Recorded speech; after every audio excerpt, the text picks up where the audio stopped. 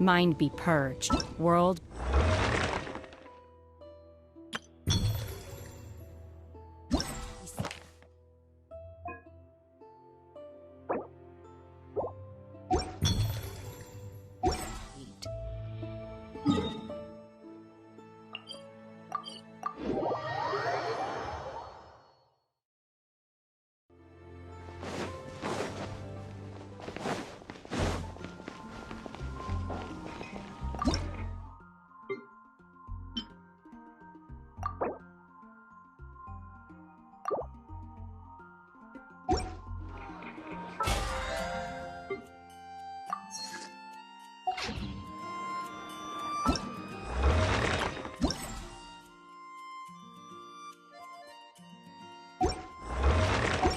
The assumption that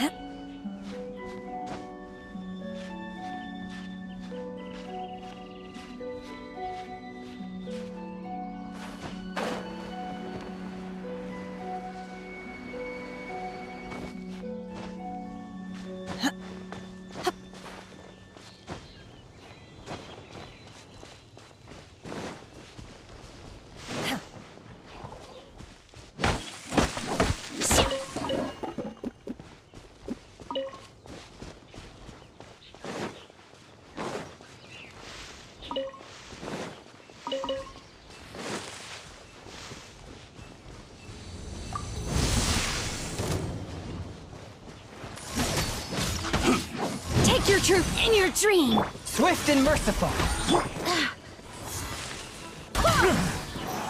Dissipate! Forth like...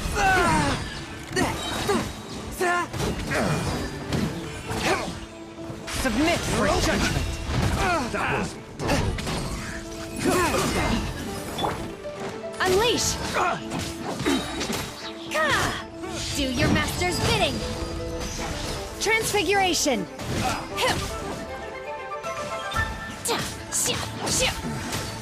Hunter becomes the hunted.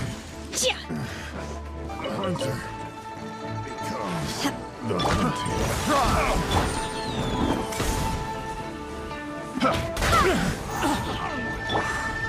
Manifest!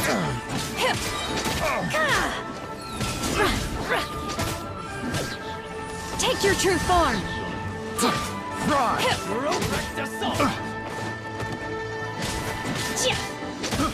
I got careless.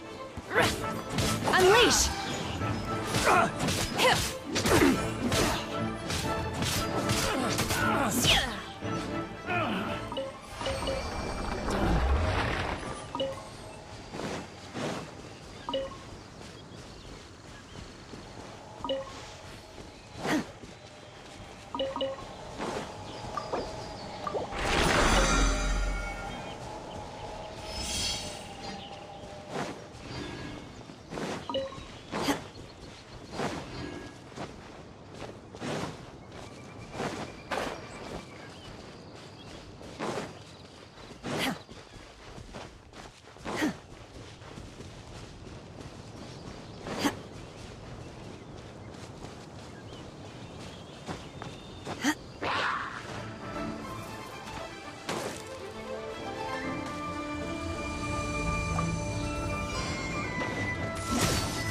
By ordinance divine!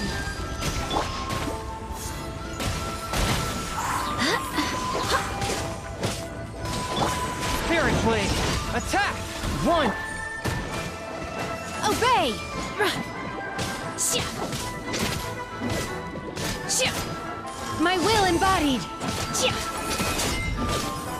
Shia. Shia. Shia. Shia.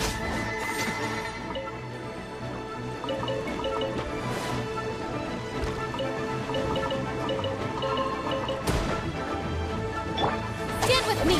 Out of my way! Forth, my blade. Take your true form! Do your master's bidding! Wind, hear me! Submit for judgment. Manifest!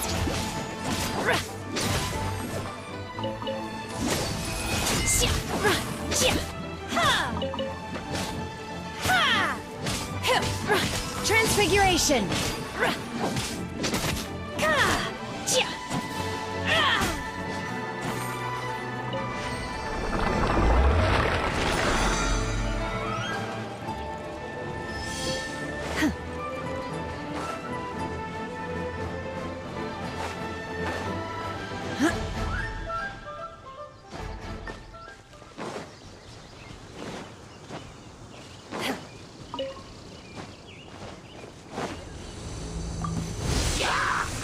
My will embodied! Swift and merciful.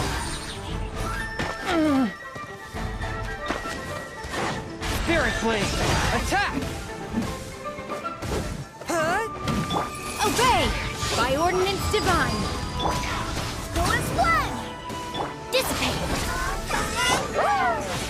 Manifest!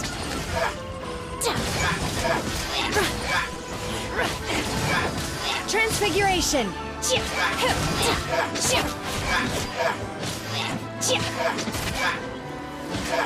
Unleash!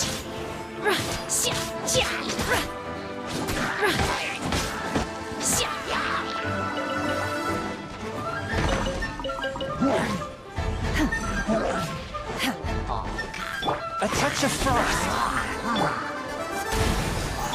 Stand with me! Lightning terrified! Submit for judgment. Do your master's bidding!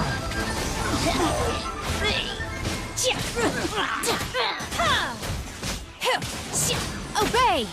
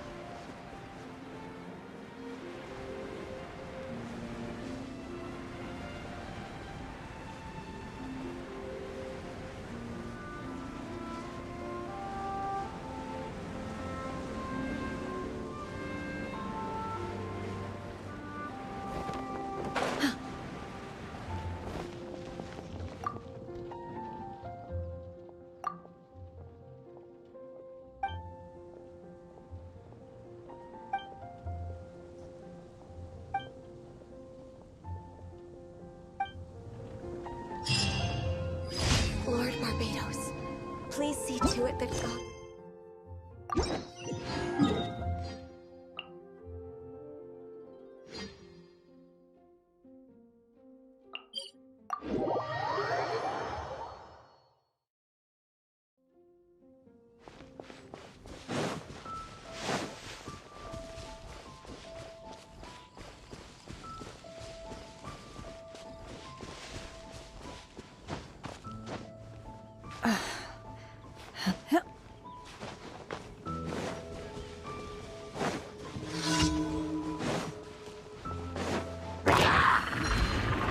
Manifest!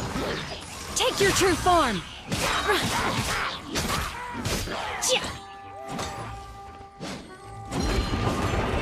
Oh!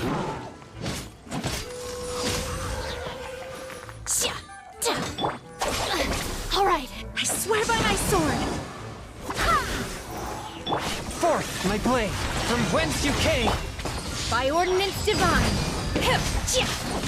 Transfiguration!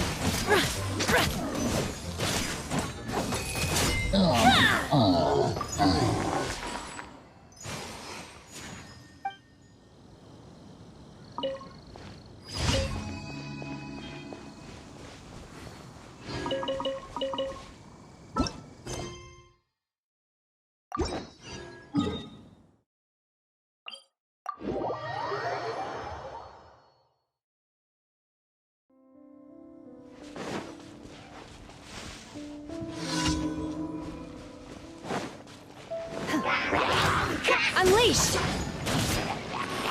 My will embodied! Our bond is strong! I'll settle this! A touch of frost! Submit for judgment!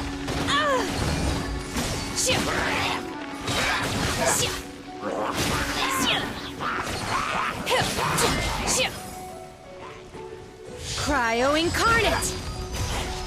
One with my blade! Stand with me! Transfiguration! You will regret this! Manifest!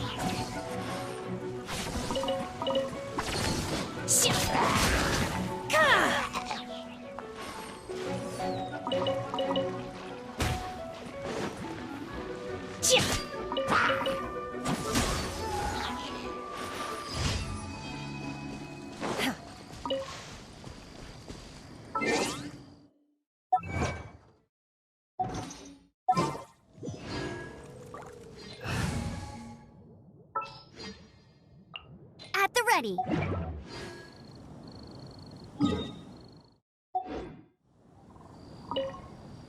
Mind be per.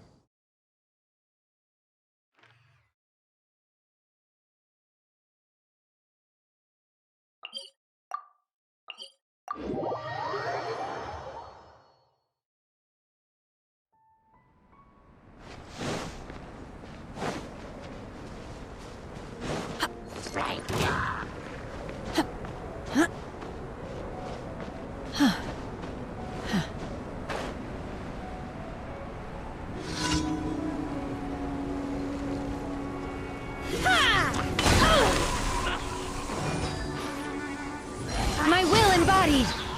No escape! Bet you can't keep up with me! Forth, my blade, from whence you came! Take your true form! Do your master's bidding!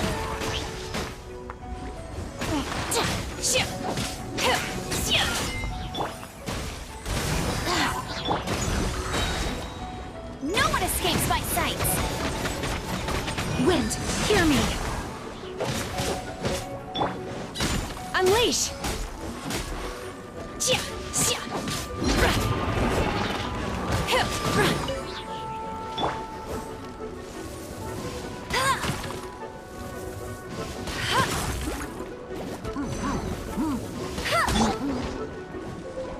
Obey! Manifest!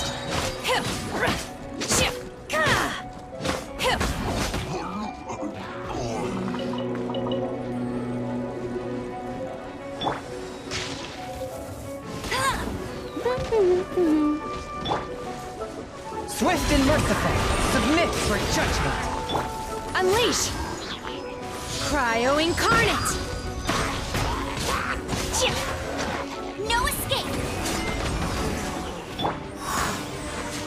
Go and splash!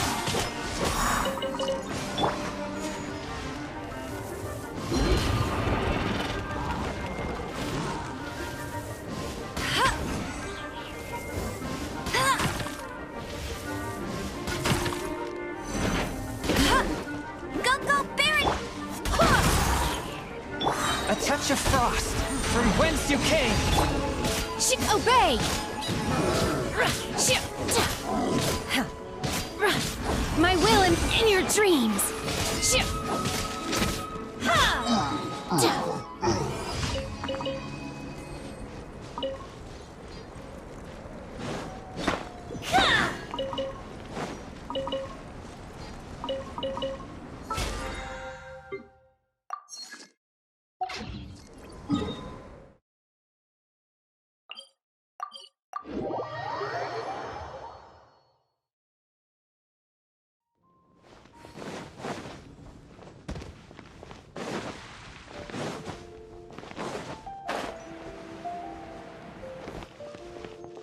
Ad Astra Abyssosk.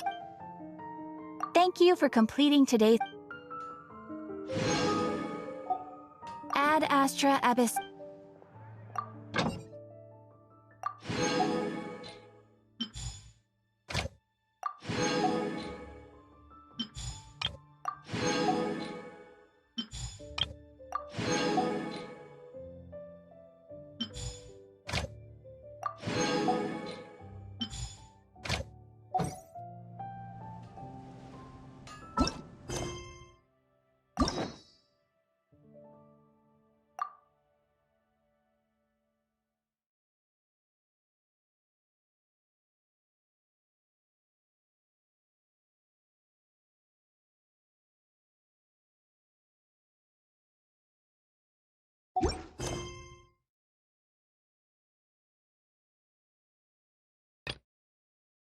My pole arm doesn't distinguish friend from foe, and there is...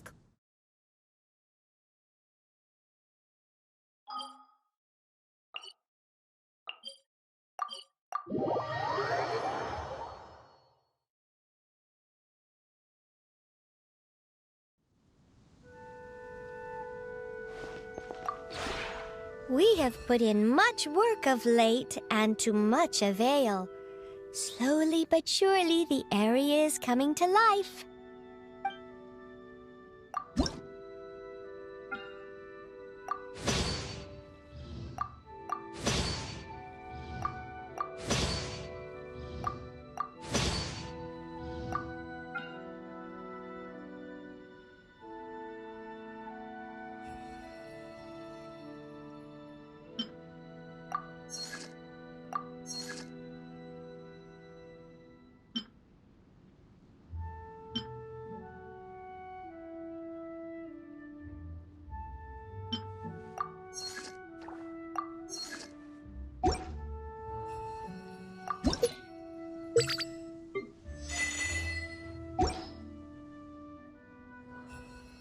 If you ever have any...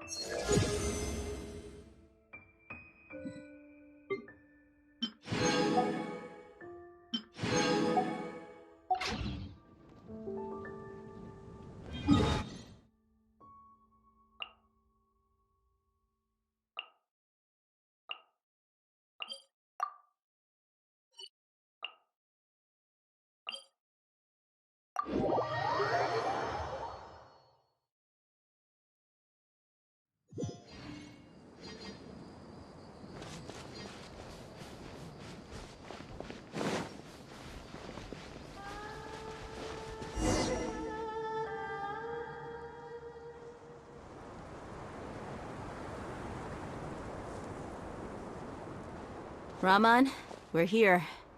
Everything's been arranged. Someone will bring the village keepers back to Aru village shortly. I guess all I can say now is thanks for agreeing to help. Don't mention it. I think we can both agree you went to hell and back for it. But we share a common cause now. From here on out, we're allies. Where are the perpetrators? I'll bring you to them. Follow me.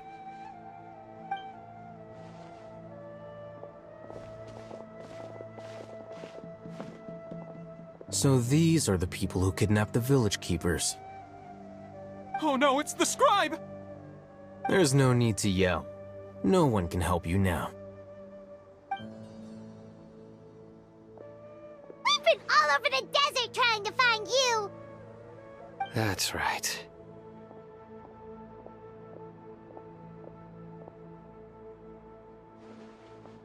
General Mahamatra? No, no! Make it quick, please! Swift and painless! Whoa.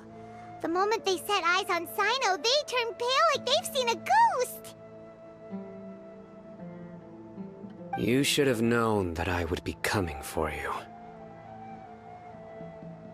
Wait, we were just following orders! You know what I'm talking about, right? There's no way we could have done all this by ourselves! No, not Sino. He's gonna tear us limb from limb. I could do worse. Please have mercy! Start talking. Otherwise, I'll have to resort to other methods. So, your superiors have kept you quite busy recently. Why? What are they trying to accomplish? They, wanted to extract canned knowledge. Don't play dumb. You know what I'm really asking. They extract divine canned knowledge. Then what? I really don't know how to explain it! Well, you better start talking or you'll be sorry! You don't want to make things any more difficult for yourself, do ya? Be my guest.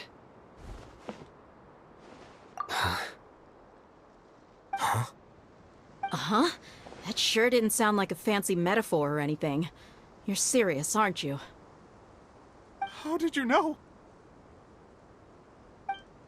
There's no use hiding it now. Yes, you're right. The Academia is working on an important and potentially world-changing project. They are creating a new god. A god that will belong to them and to the people of Sumeru. It may seem as if Sumeru's academics are thriving, but ever since the death of Greater Lord Rukkhadevata, scholarly breakthroughs have been few and far between. The withering of Irminsul has been getting worse recently. The sages have tried everything they could think of, but nothing's worked. I'm always hearing them say things like, if only Greater Lord Rukkhadevata was still with us. Continue. And then, someone from the Fatui showed up. They called him the Doctor. He brought a gnosis and said he wanted to borrow the Academia's research facilities. The Doctor was previously expelled from the Academia. At first, the sages looked down at him in disdain. But when he said those words, everyone's expression changed. He asked them, "Do you wish to create a god?" This is what the arrogant ignorance at the extreme end of academia looks like. First, the Academia spent a long time constructing a divine vessel, which was based on an exquisite humanoid puppet. After that, they harvested dreams via the Zeb-Zerus Festival Samsara, maximizing the Akasha's output. With the Doctor's help, and the Akasha now functioning at maximum efficiency, they were able to use it to extract the power from the Gnosis and convert it into a divine core. Next, they decided that their new god needed to possess divine wisdom. For that to happen, they needed a huge quantity of divine canned knowledge. It adds up. But how do you determine whether the knowledge extracted is of divine origin? Call it an educated guess? The Academia has been trying to figure out the exact source of the Scholar's madness for centuries, but to no avail. Nobody can explain the cause of this phenomenon. Surely you can see what that implies, Scribe Al-Haytham. If it's knowledge no mortal can comprehend, then it must be something only gods are able to decipher. In other words, it's the source of the God of Wisdom's omniscience and omnipotence.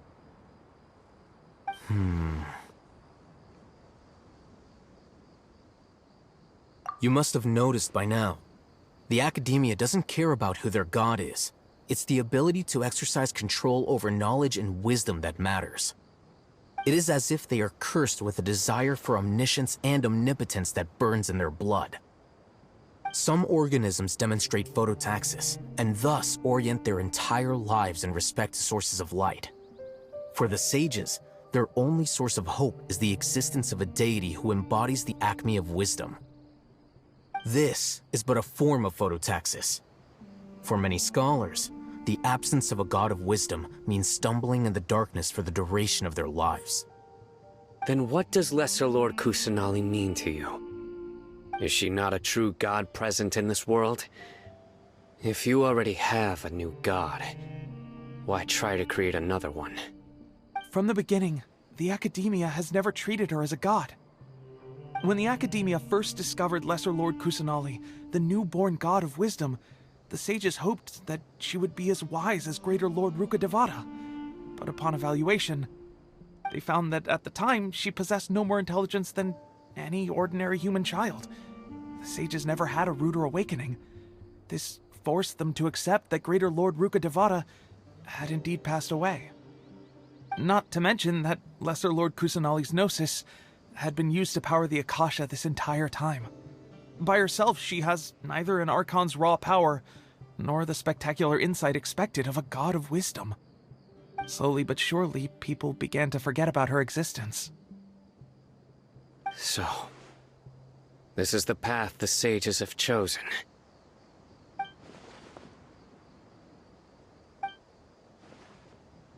All right, let's try to keep our cool. If everyone's in a bad mood, then let's change up our scenery. Rahman, give me a few men to help us escort the village keepers back to the village. And these two scholars, they're coming too.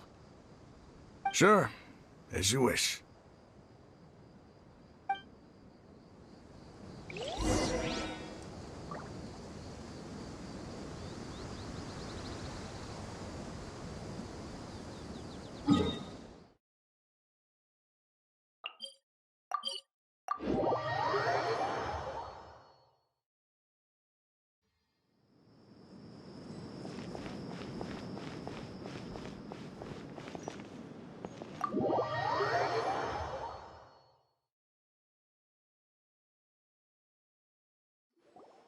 The village keepers you found have all been returned to their homes, and each one has a dedicated caregiver to look after them.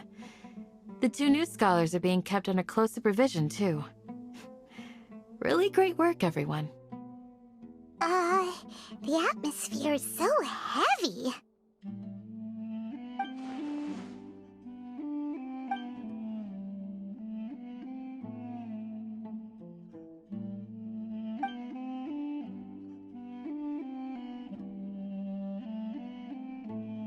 Hey! Say something! Stop spacing out! Come on, is there nothing left to talk about?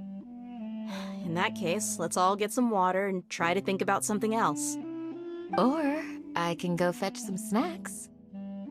Oh, Paimon's so coming with you! Do you have any plans, Traveler? Gods above, you're not talking about work, are you? So you were still withholding some information?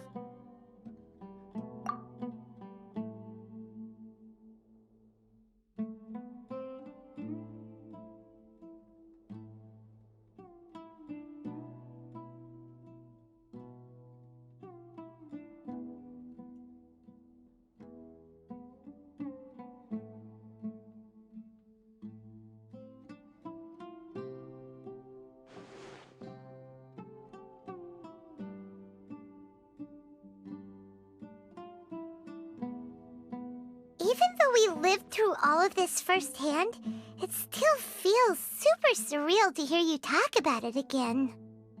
What a whirlwind of a story. I felt like I was holding my breath the whole time.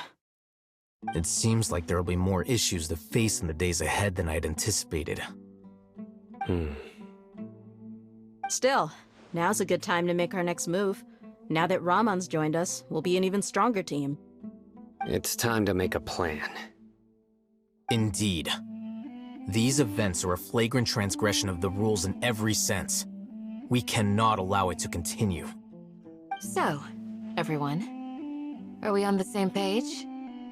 Crush the sages and rescue our god. That is our ultimate goal. Well, let's brainstorm a little more about what other resources we can draw on. The next time we gather here, we must have a solid plan. Yep, it'll work out for sure.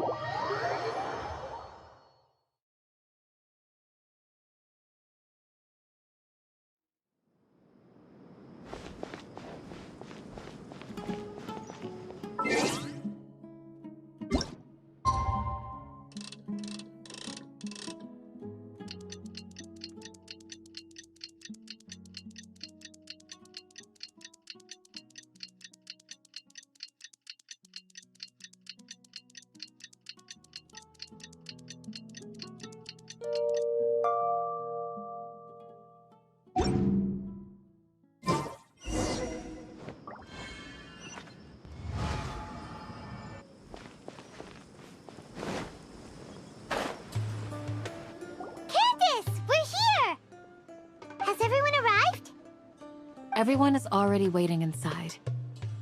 Well, what are we waiting for? Let's join them! Please, wait a moment. Before attending the meeting, I hope you can promise me one thing. What do you need? Promise me that you won't commit to anything too reckless. What do you think? Okay.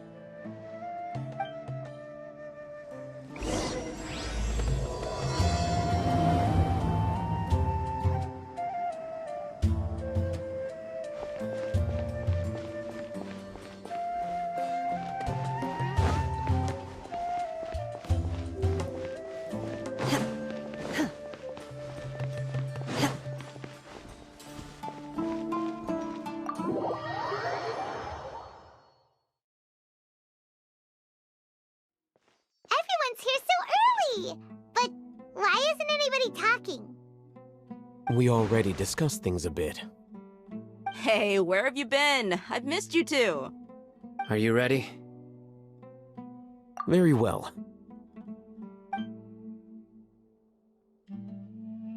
Are you sure this is gonna work? I gotta admit, it's bold. Color me impressed. It's worth a try. The point of discussion is to arrive at a solution. Let's cut the small talk and move to the next point. You're making Paimon nervous.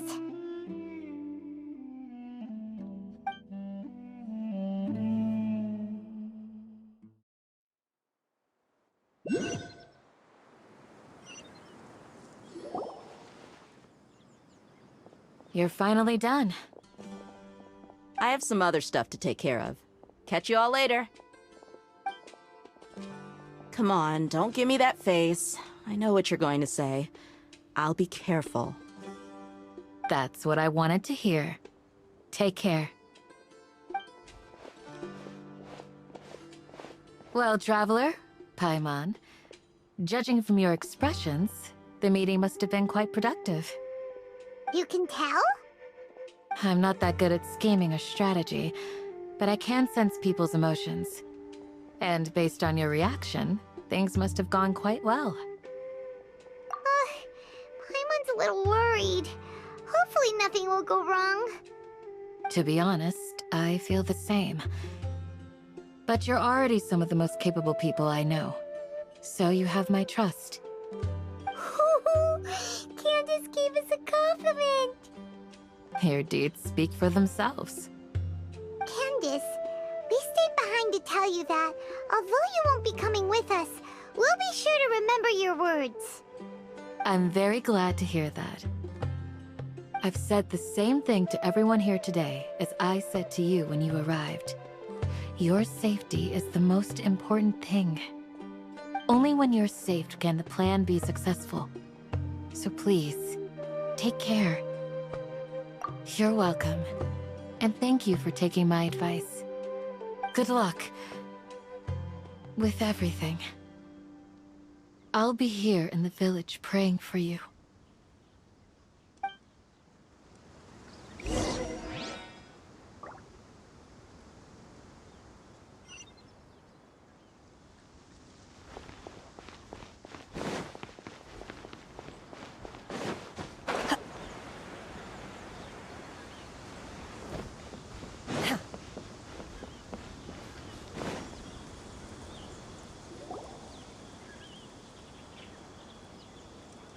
Sounds good.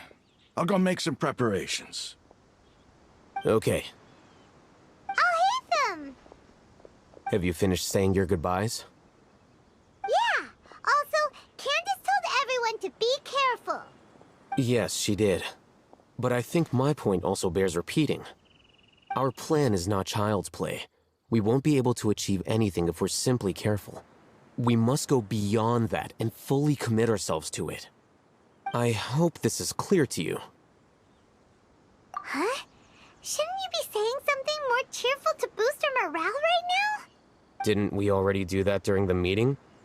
You can never have enough words of encouragement. In that case, Candace can cuddle you to your heart's content while I continue to remind you of the seriousness of our situation. We all have our jobs to do, after all. It's like how some people can be put in charge of logistics while others will fight on the front lines. Speaking of the front lines, you don't look anything like a soldier. Of course. Compared to the mercenaries, I'm merely a feeble scholar. But the advantage of not being a mercenary is that I get to stay in a safer place and offer my strategic insight. Just think about that mercenary who lost his mind. Mercenary groups are facing constant danger every single day. Well, being a scholar is also a high-risk occupation, and you are a scholar! I'm not like the rest of them. Even among members of the same species, some will exhibit far more potential than others. This guy. Paimon still remembers when those mercenaries in Port Ormos called you a lunatic. All intellectuals are lunatics in the eyes of fools. I'll take that as a compliment. That reminds me. Do you remember the record we saw in the King Deshret ruins? It mentioned forbidden knowledge. You have a good memory. Forbidden knowledge has the power to drive people insane, but this fact has never been shared with the public. Even I, who has worked in the academia for some time, was never once informed of this.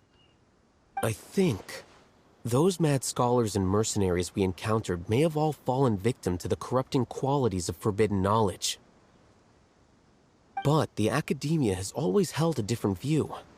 They've always believed that symptoms of madness are a side effect of human contact with divine knowledge as mere mortals. Come to think of it, perhaps the academia has also never understood the true nature of forbidden knowledge, and thus always approached the issue from the wrong direction. The Withering, Elazar, and the Sandstorms. Don't you think what is happening right now across Sumeru is rather similar to the forbidden knowledge pollution that occurred in the desert thousands of years ago? But Paimon thought that Irminsul's disease is what caused the withering and the sandstorms. At least, that's what Tainari told us. Wait a second. Could it be that? Ah, you've connected the dots. The cause of Irminsul's illness may precisely be the pollution from forbidden knowledge. But if that's the case, what should we do? This is huge! Wait. Why do you think Lesser Lord Kusanali would have a solution to this situation? You mean it's related to the scene you saw when you passed out in the Avidia forest? That whole the world forget me thing? In that case, it's imperative that we rescue Lesser Lord Kusanali. Only by working with her to save Irminsul can we completely resolve the problems Sumeru currently faces. To make sure we're still on track, I would like to check on the state of some of our preparatory work. Where are we going? To an Eremite base.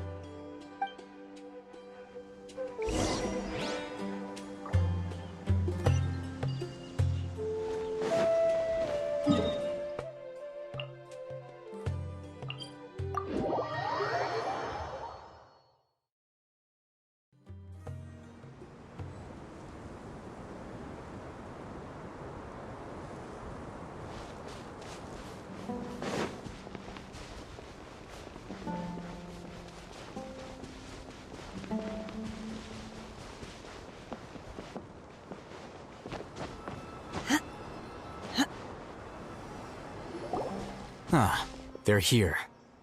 Huh? What are they doing here?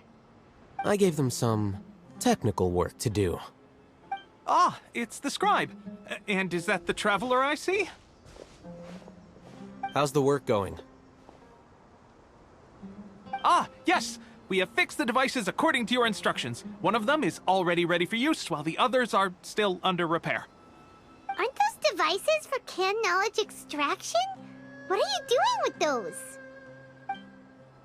Look here. Huh? More canned knowledge? Are you going to put more weird stuff into his head again? What's that look on your face? Are you scared? Paimon's a little scared, but very, very furious! That's an interesting response. Anyway, we're not going to use this just yet. As I mentioned during the meeting, this knowledge capsule contains a decree I drew up in the past. The academia should also have their own copy. And according to the plan we just came up with, Traveler, I want you to record something into this capsule. Do you believe we can save Lesser Lord Kusanali? Good. Conviction is the most important part of all of this. Now, please get ready and put on this device. You want us to record our conviction into the knowledge capsule? Yes. Paimon is still really worried. I understand, but trust me, Paimon, this is something we have to do. It's best if you can do as I say. Because, to achieve this impossible task, it sounds like you'll need to fool your own heart first. Although it may feel like a trick, self-encouragement may be the most important tool we have. Paimon can see the point you're trying to make. Imagine this. We have orchestrated our plan and successfully rescued Lesser Lord Kusanali. As a result, we have changed Sumeru's entire political landscape. Everything went without a hitch, and everyone recognizes and praises our achievements. Now, open your eyes. Here. What's this? Read it out loud.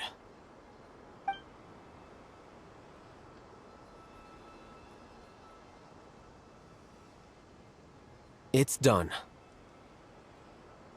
Is your head okay? Does anything hurt? It's just a recording. There should be no negative effects. But what was the point of doing this? Paimon doesn't get it. And that's perfectly fine. In any case, these capsules aren't meant to be used by you.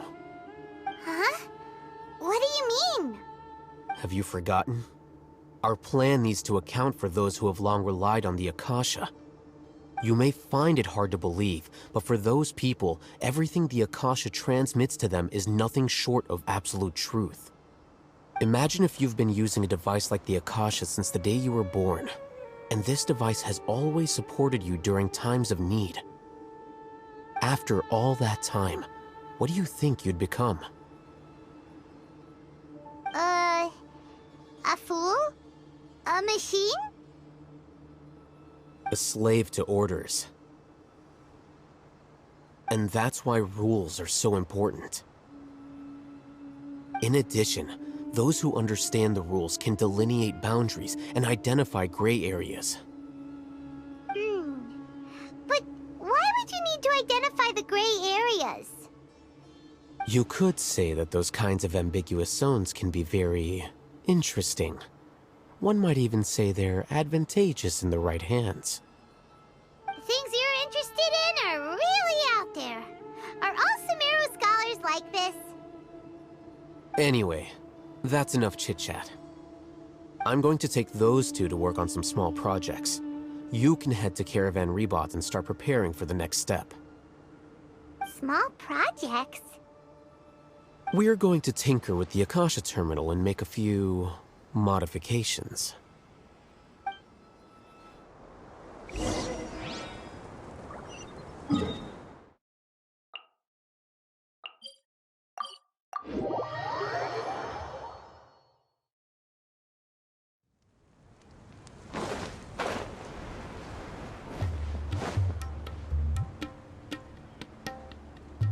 I thought we agreed on a plan. How can you go back on your word? The plan is too radical and carries a high risk for casualties. I've given it a lot of thought. And in the end, I still can't agree to it. But it's still the best plan we have. As a former Matra, you of all people should be able to see the bigger picture and recognize the innate advantages of our plan. I did. And that's how I saw the danger behind these so-called advantages. Hitham's plan is even more radical than I imagined. Huh? Why are you guys arguing? My friend, you're just in time. Why don't you help me persuade Sino? He's turned against our plan. We agreed to work out a plan at the meeting. As mercenaries, you're familiar with the local environment, so you'll take care of the specifics. But then, you went to Al-Haytham for suggestions. Had I known Al-Haytham would give you those kinds of suggestions, I would not have agreed to the plan. Look, you already know that we're all on the same side here, don't you? Mercenaries place a lot of importance on their bonds of friendship, but also will not hesitate to make sacrifices if they deem the situation to be sufficiently dire. I'm sorry, but as things stand, I can't accept your principles.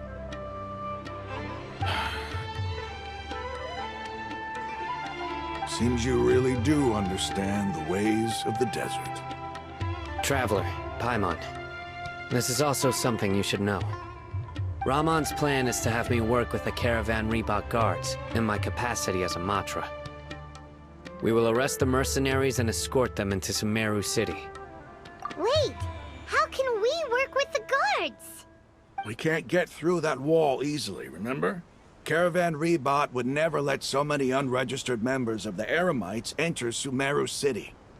My plan will clear us of any possible suspicion, and also let us enter the city as a big group.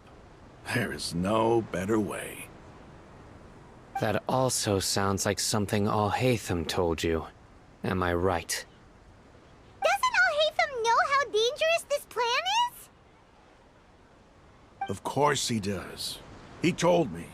There is no perfect plan, but this can get the job done. He also said that with the help of Sino and the Traveler, our chance of success would increase significantly. I never blindly trust anyone, and I've always had a good eye for people. I think he made a number of valid points. It's my own choice to trust you. If I make the arrests alone, I can control myself and prevent you from getting hurt. But I can't guarantee that kind of discipline from the guards. To make the whole thing more convincing, you'll need to resist to some degree. Casualties are inevitable once push comes to shove. I'm okay with the deaths of enemies.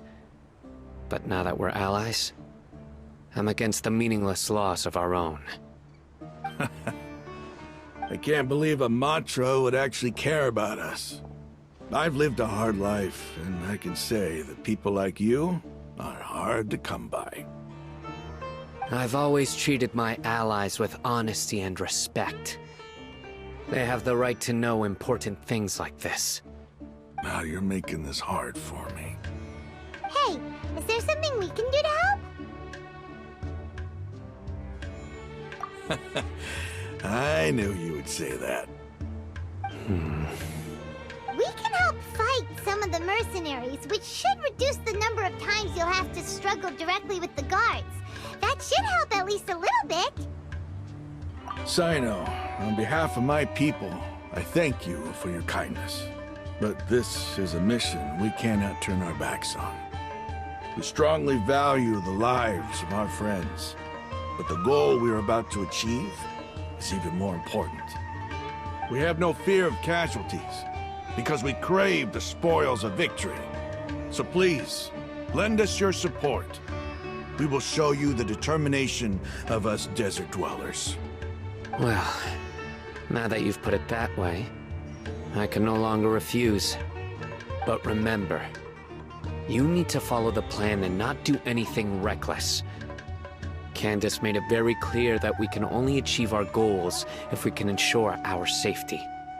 Since you and I both recognize the significance of this operation, there should be no more animosity between the followers of the Dendro Archon and those of King Deshret. Everyone's life is equally important. Okay, you have a deal. Let's do this for our shared dream. The guards should be stationed in the courtyard nearby. You can find them there.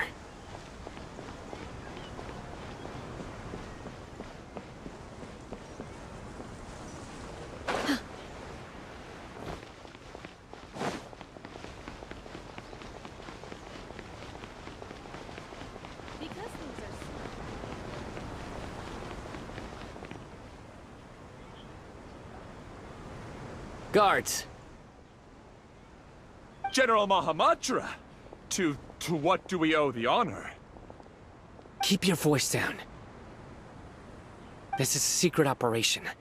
I'm going to arrest a large criminal gang near this location.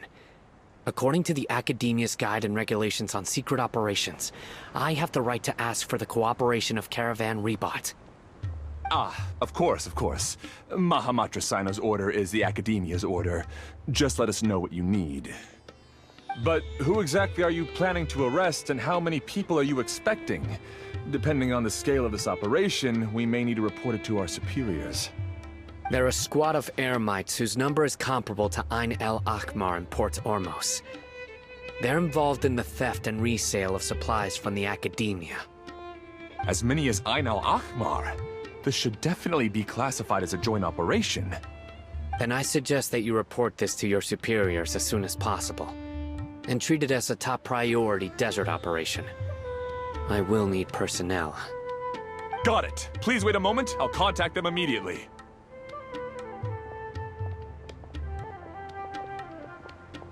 Because this is work. Because I trust you. Paimon can't believe you're still in the mood to chat. This whole thing has Paimon scared stiff. Aren't you even a little worried? What if these guards already know that you have betrayed the Academia and are no longer their General Mahamatra? Even if that guard doesn't know, their superiors might, right? We discussed this, remember? The Caravan Rebot operation is of great importance. But don't worry, the guards there shouldn't know that Sino has stepped down. How can you be so sure? First, the other Matras still don't know why Sino has left, which proves that the Academia has been covering up the matter. Second, this is a crucial moment for the Academia's God creation plan. If something were to happen to the General Mahamatra, it's bound to attract a lot of unwanted attention. No matter how you look at it, they don't seem interested in sharing the news of Sino's departure. A reasonable inference. I agree. Which brings us to our next issue. I'm sure some of you have been wondering if the prediction function of the Akasha will affect our operation. The Akasha is still in operation, so I must remain on high alert.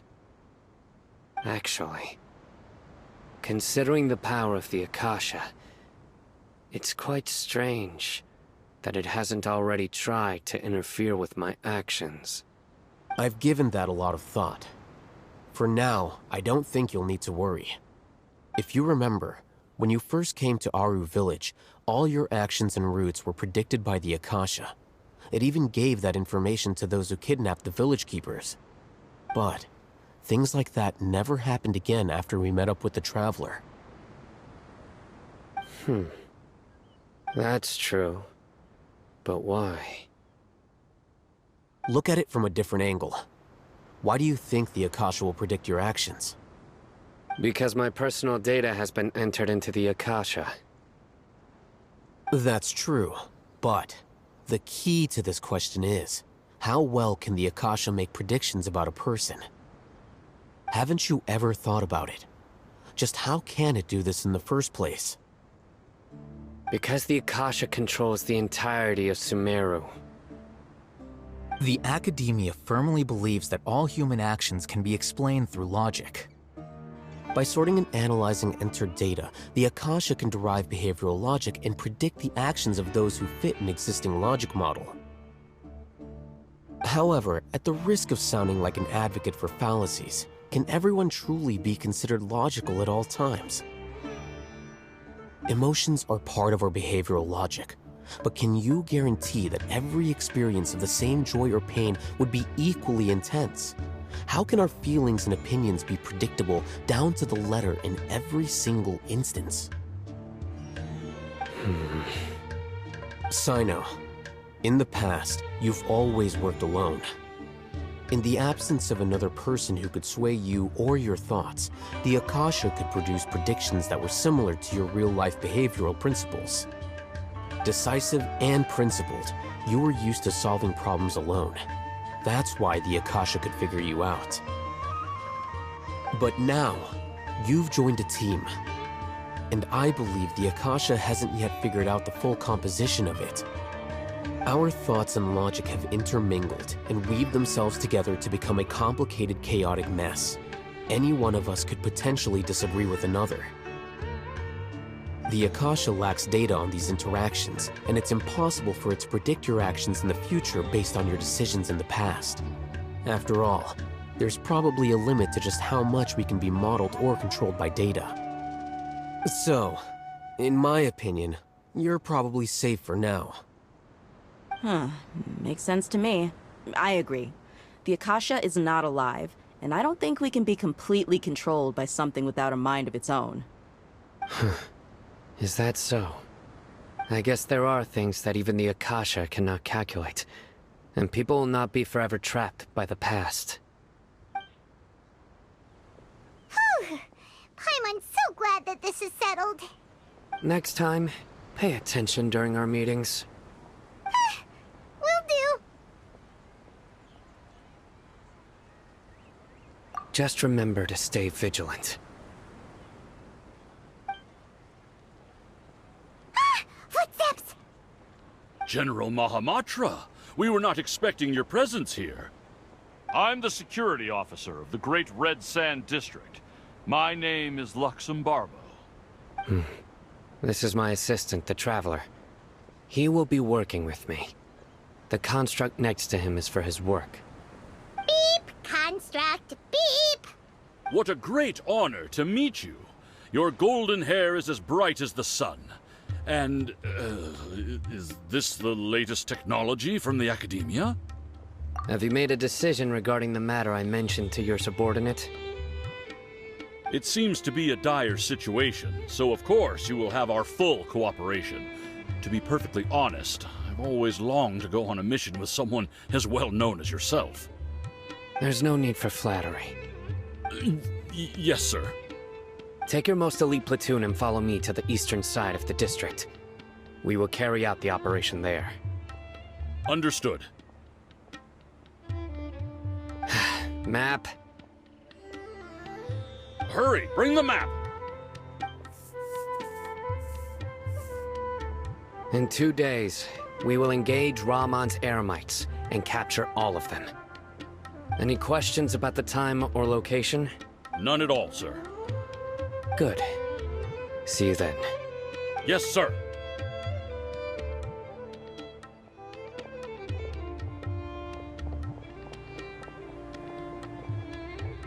Maybe hanging around the General Mahamatra isn't so bad after all.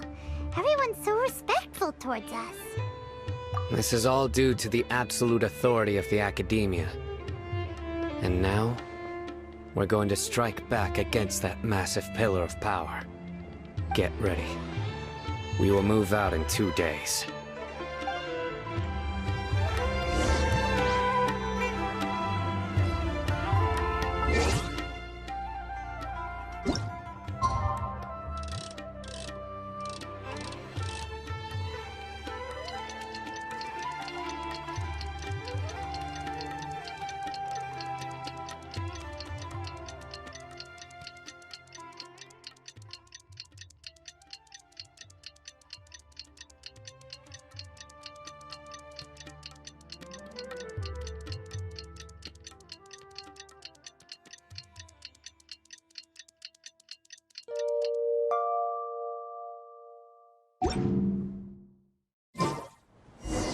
It's time for the operation! Let's go meet Sino in the desert!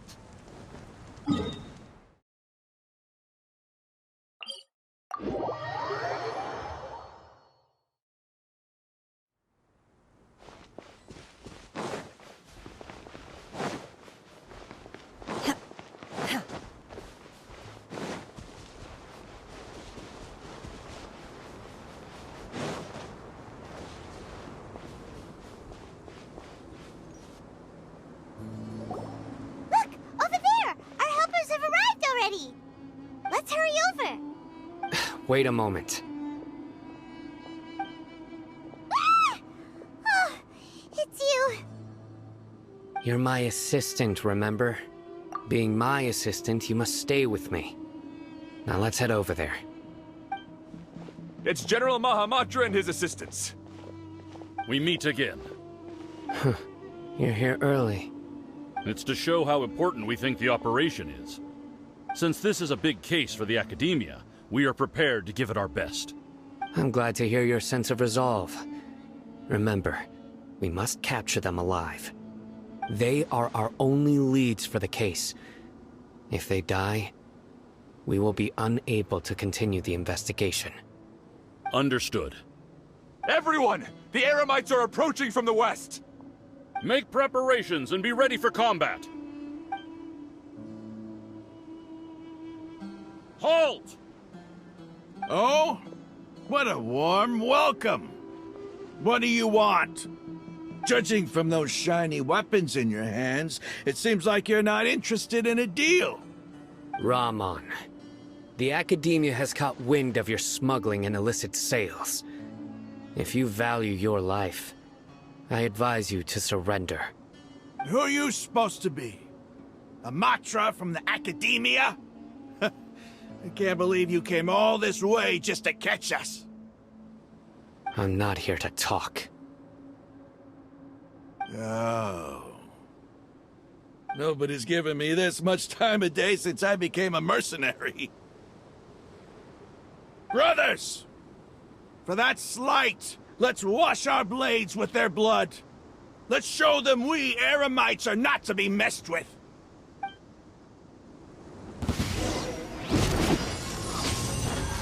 Do your master's bidding! Unleash!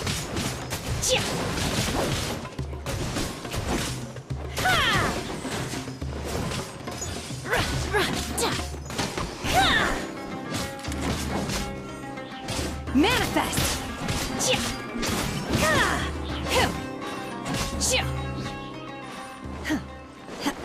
No one escapes my sights! Barbados, guide us!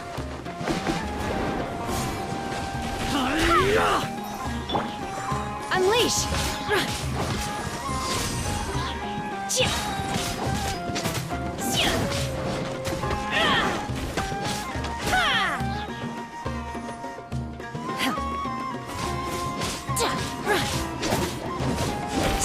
Obey!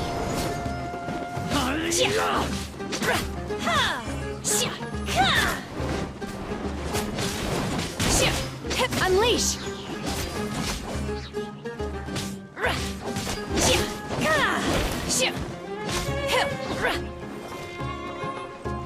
Take your true form! By ordinance divine!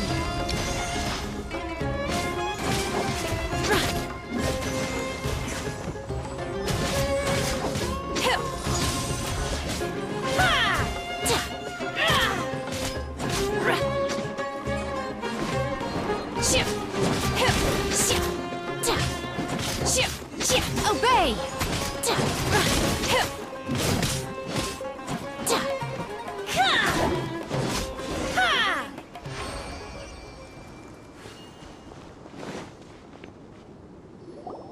It's over. We have subdued them. The operation is now over. All Aramite mercenaries and related personnel in the area have been arrested. You pitiful Dendro Archon dogs! You'll regret this! I'm afraid you'll regret it first. King Jeshred will curse you, and you will all! Silence! Oh, Restrain them and take them back to Caravan Rebot. Count their numbers and send them to the Academia as instructed by the General Mahamatra. Yes, sir!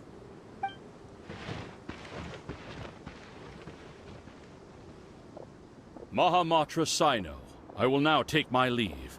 If you need further assistance, please come to Caravan Rebot and ask for me. Understood. You are dismissed. There they go. Let's talk elsewhere.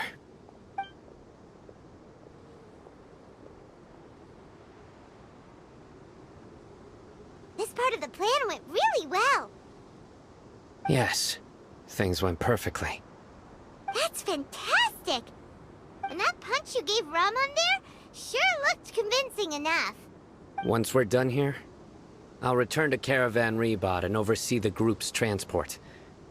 I promise. I'll get everyone into Sumeru City safely. Yeah, you're the reason why everything went so well. It's not the time to celebrate yet. I believe Dia should already be waiting for you. Go join up with her. She will need you to introduce her to Tighnari. Speaking of which, is it really okay for us not to share the full plan with Tighnari? What if he'll feel miffed about it and refuse to work with us? I have a very close relationship with Tighnari.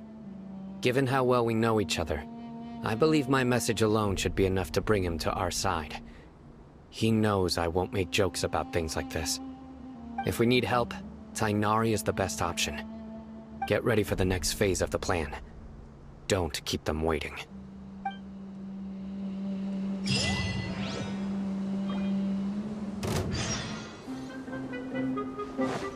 Manifest!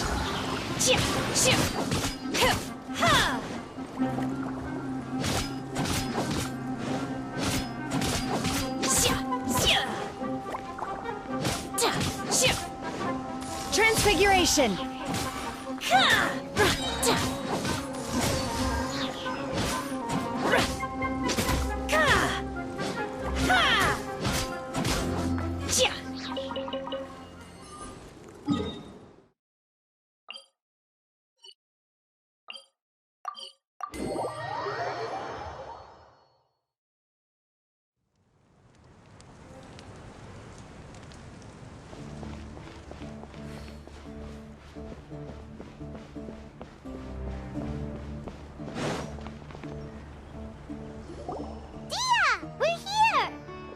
It's about time. Didn't you say our part of the plan is the most important of all?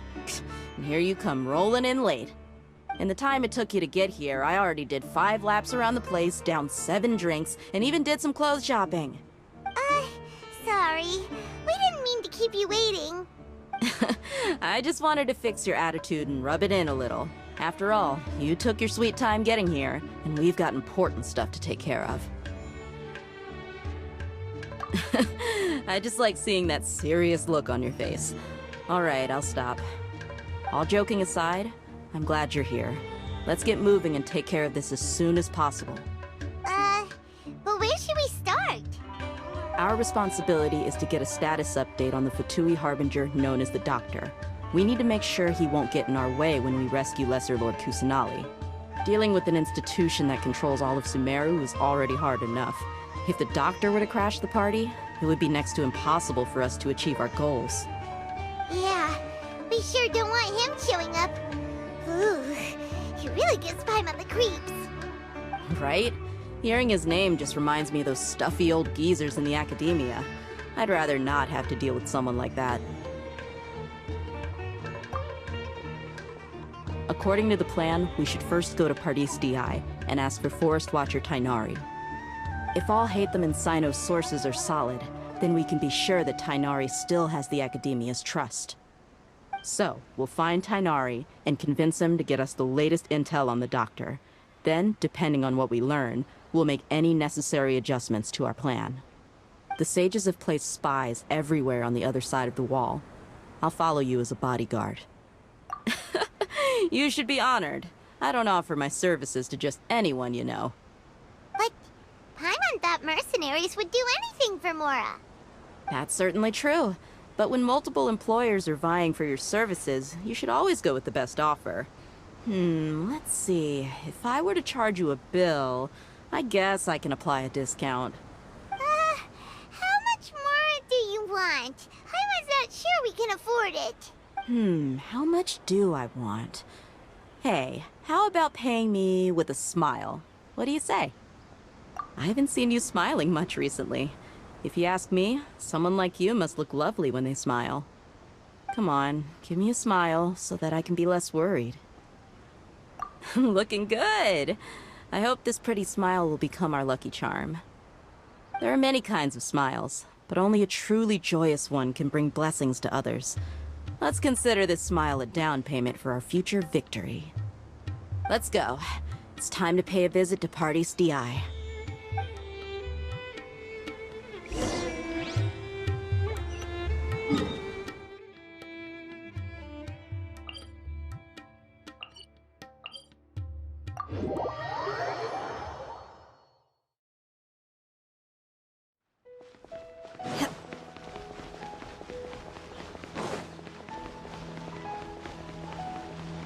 He's over there!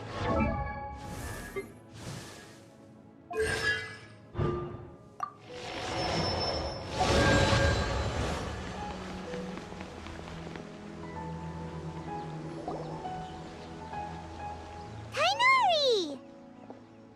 Ah, Traveler, Paimon.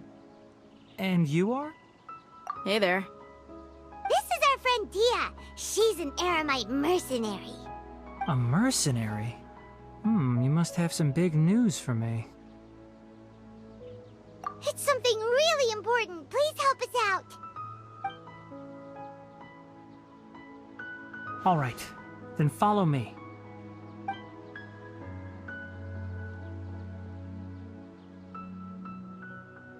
This place is better. We won't be disturbed by any passerby.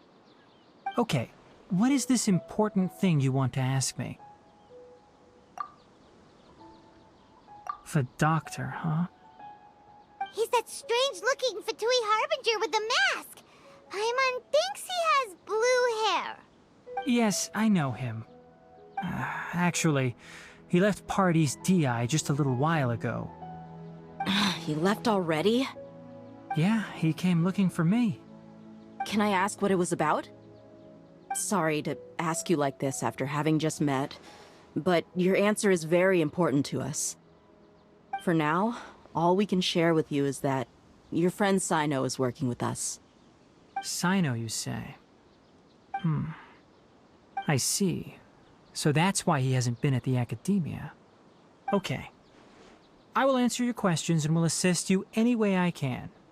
You don't have to tell me everything that's happened. Sino's name really does work wonders. You're not even a little worried that we might have made it all up?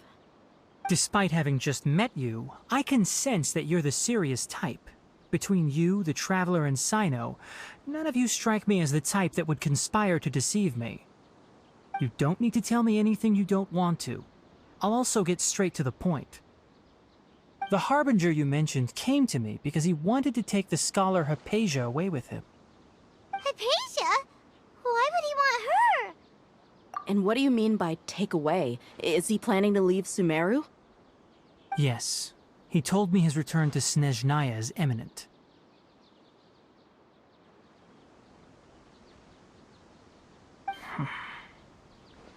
So you mean... you're leaving this place soon? Indeed. Otherwise, we could have perhaps talked a little more. I was just about to set out when I remembered something important. To that end, I made a final trip to Pardis Di. Let me ask, have you been taking care of a scholar by the name of Hypatia? Your sources are accurate. No doubt because you recruited many informants. But you're right. Hypatia has indeed been receiving treatment from me. Forgive me for asking, but how's the treatment coming along? Given the way you're asking, I assume you have something to say. Since you asked, I'll be frank. I would like to take Hypatia to Snezhnaya. It's incredibly difficult to transfer a patient. As a scholar yourself, shouldn't you at least be aware of this? Oh? I can't believe your utter lack of faith in me, to the point of even questioning my general level of knowledge. How unbefitting. Well, you're the only one who's ever made such a request. I have my ways of keeping her safe during the journey. In addition, I can also promise that under my care, Hypatia will receive the most advanced and effective treatment. I will personally supervise her treatment and see to her recovery. Would that be agreeable to you? Hypatia was born in Sumeru and remains a scholar of the Academia. Her situation has not become dire enough to necessitate her transfer to another nation. Transporting her to Snezhnaya is risky, and the potential benefits are unknown. As the person currently responsible for her treatment, I cannot possibly sign off on this transfer. Your suggestion is rude and reckless. I'll pass.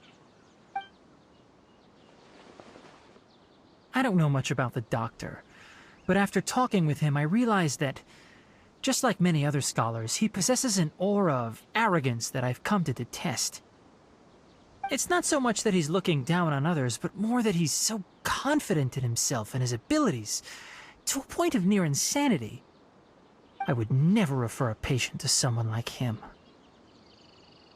I prepared myself for a protracted battle of wits, and was really surprised to see him just give up on the topic. Still, his reaction really concerned me.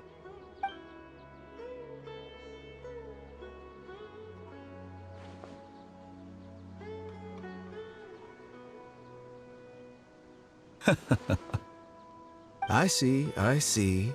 Of course, your opinion makes perfect sense. You're still young, but already quite stubborn. I must say, you are not like what I had expected. Under normal circumstances, I wouldn't just let you off the hook like this.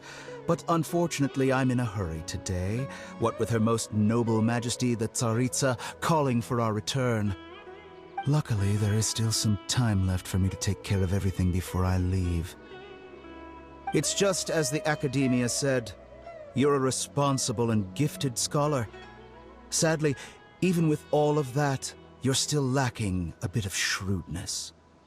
And that's also why people like you can never realize that sooner or later, everyone must pay the price for what they've learned.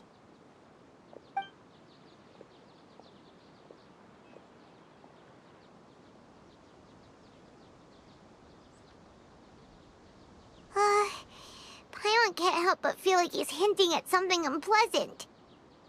He asked a question, yet didn't care for my answer. Perhaps I'm nothing but a talking rock in his eyes.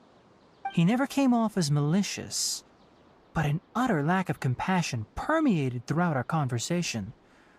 From his tone, I can sense that he's always looked down on others. I can barely believe it myself. But if that's true, the situation will be in our favor. I don't think I missed any details. Frankly speaking, I don't want you to do anything too risky. Now that you know a little more, it should be easier for you to stay safe. Sorry we can't tell you everything. We appreciate that you helped us anyway. I won't forget your kindness. It's okay. I have an obligation to do so. To be perfectly honest, all of this may have started because of me.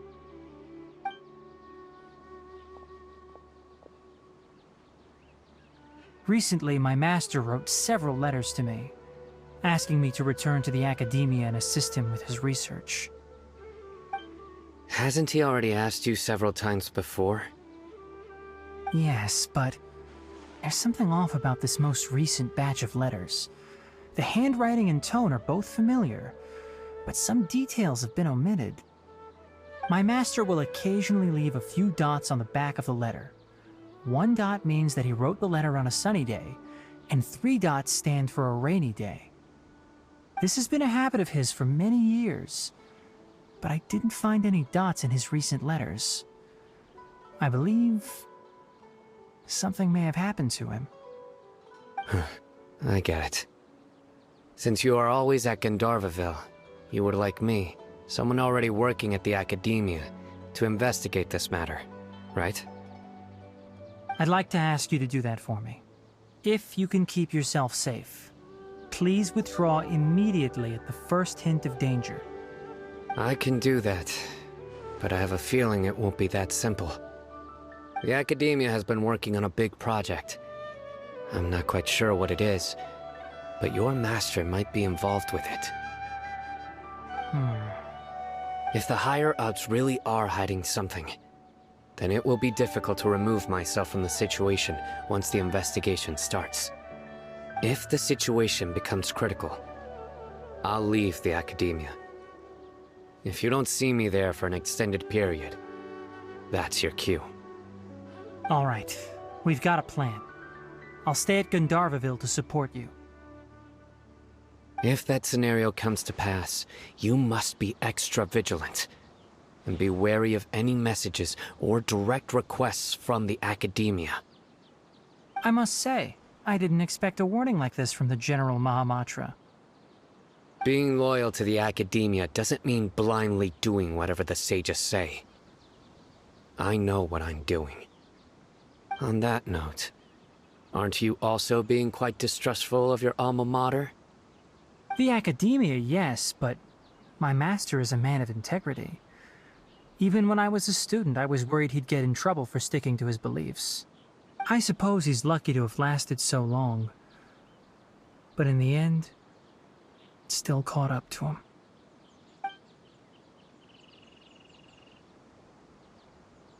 I see. So you noticed something was up with the academia from the very beginning. This may well be how Sino became involved in all this. In that case, I must keep my promise and help you however I can. Also, if you run into Sino again, please help me pass on a message to him. Trust your own senses and experiences. I think this may be something he needs to hear right now. Okay, we'll find a chance to tell him. Thanks. Right. Now let's go hunt down this Harbinger. Oh, by the way, which way did the doctor go when he left Pardis Di? That way. Gotcha. Thanks so much. We'll be on our way.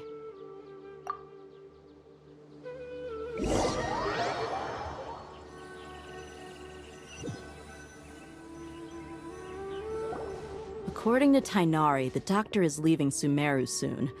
I want to check if the doctor was actually telling the truth. He also said that he'll take care of everything before he leaves. What did he mean by that?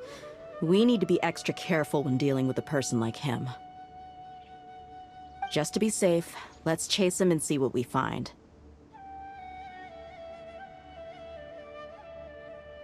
But we have no idea where he went! How can we start chasing him?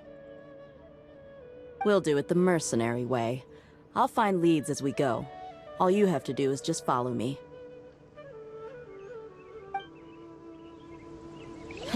That Harbinger may have tried to cover his trail, but he still left some traces. Or perhaps he never even thought about concealing his whereabouts. Maybe that's just how arrogant he really is. Yep, we're headed in the right direction. The traces are still fresh, but there's no sign of his entourage. Clearly, they're in a hurry. It's just as I thought.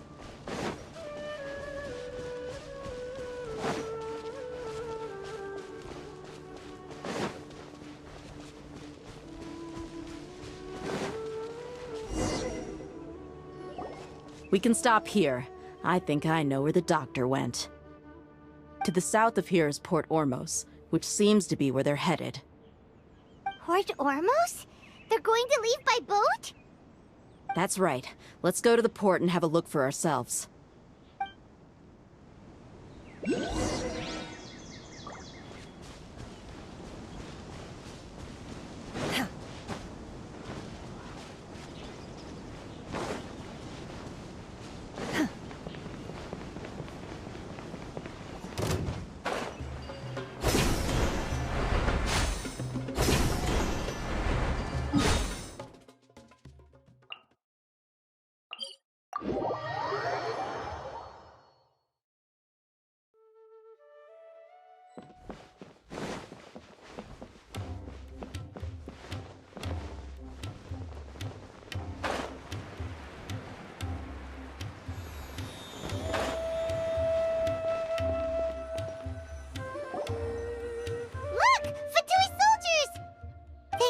Tracking skills, seems we found the right place.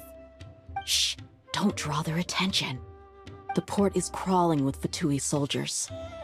Let's keep going and see what we can find. Now this is a proper farewell ceremony for a Snezhnayan Harbinger. The Lord Harbinger is leaving. I've still only seen him once or twice. I used to hold a position in our homeland, and back then, the doctor spoke in a very different way from the way he speaks now. Maybe the way people talk in Sumeru has rubbed off on him? It's always like that when you spend too long away from home. When he gets back to Snezhnaya, perhaps it will also take him some time to get used to the life there again. Huh? But, sir, that can't be right. No, I remembered like it was yesterday. Both his expressions and tones are now very different. Also, for some reason, he seems like he's all smiles now. You must be mistaken. Nobody's supposed to look happy when they're on a business trip.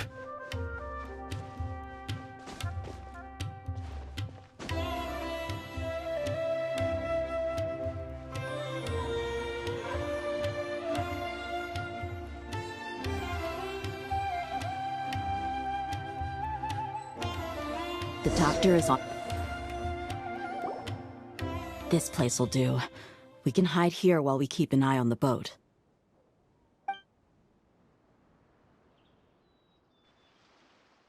Uh-oh! He saw us! Huh? Is he waving at us? It's time to say goodbye. Wait, is he the only person on the boat? You mean there's nobody with him? And where are all the soldiers we saw in the port just now? They were all here just a few minutes ago, but now they vanished. So this was a trap. Wait, don't tell me that. Luckily, there is still some time left for me to take care of everything before I leave. Oh no. They might be after Hypatia. Let's get back to Party's DI. Huh? What do you mean? I'm afraid that she's seen something that she wasn't supposed to see. If I were the Fatui, I would also try to take her away. And if I couldn't... Oh no! Are you saying they're going to kill her? Let's go!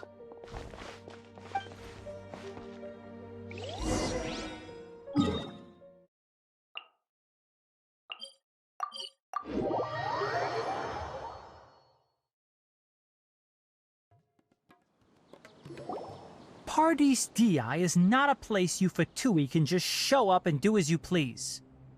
I believe we've already made ourselves quite clear. Our superior gave us permission to search for and collect medicinal herbs in Pardius Dii for research purposes.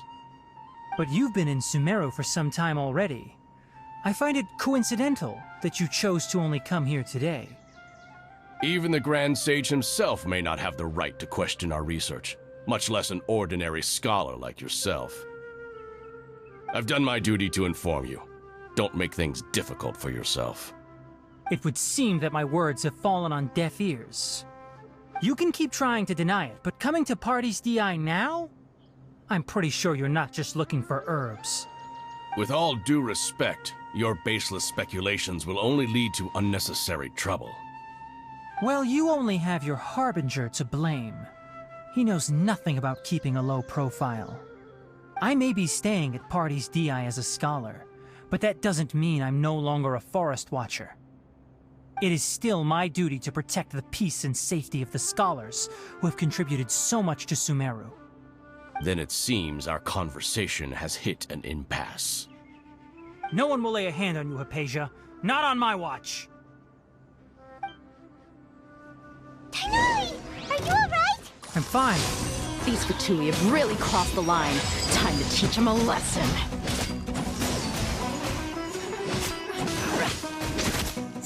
Swift and merciful! Submit for justice!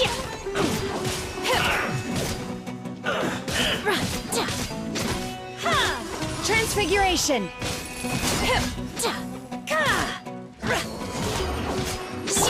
I must collect myself. Take your true form!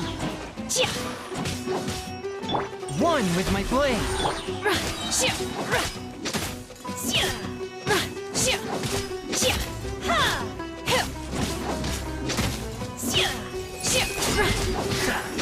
Manifest! Use this. I must counterattack. There's no use resisting! Give us Hypatia! Keep dreaming! Yeah, Tighnari! Beat him up!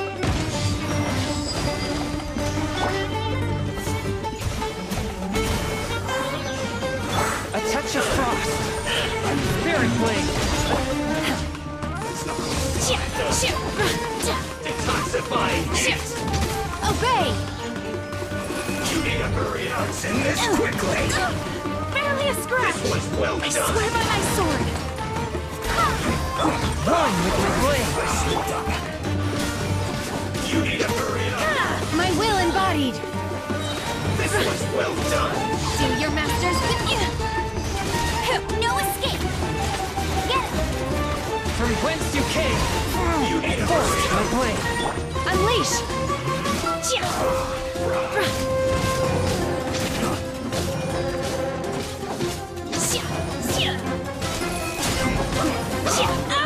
You need to hurry. Take your true form! This was well done.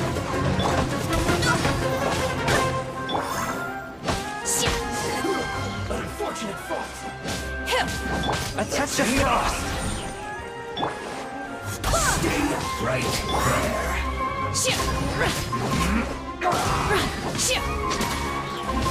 I slipped up. My will embodied! Fourth, my blade! The doctor's orders are absolute! Yeah? You've been someone's lapdog for so long that you don't know anything else now!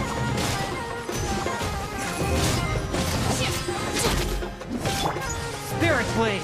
Attack! One with my blade! No one escapes my sight!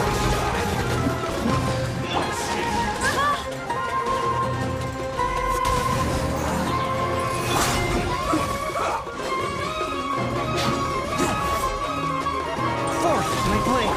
My will embodied! Manifest! Send this quickly. Do your master's bidding! This is bad.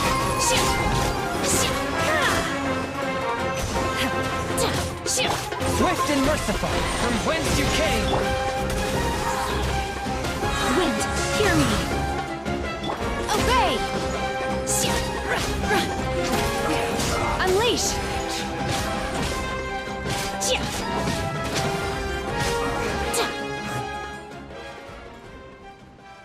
We're not getting anywhere. Traveler, Paimon, please go to Hypatia. We need to make sure they don't try to sneak around and attack from behind. Got it! Hypatia's still here. Doesn't look like anyone's broken in.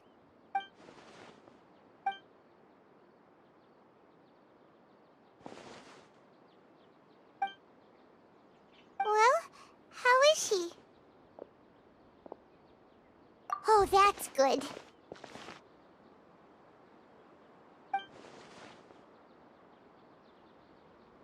So, you think this is over?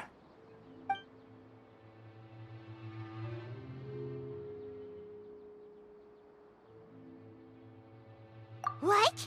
The Balladeer is here?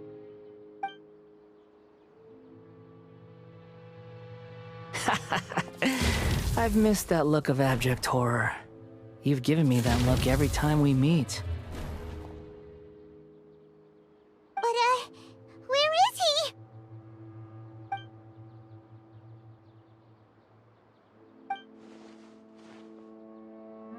I can hear all of your thoughts, you know. Don't you remember?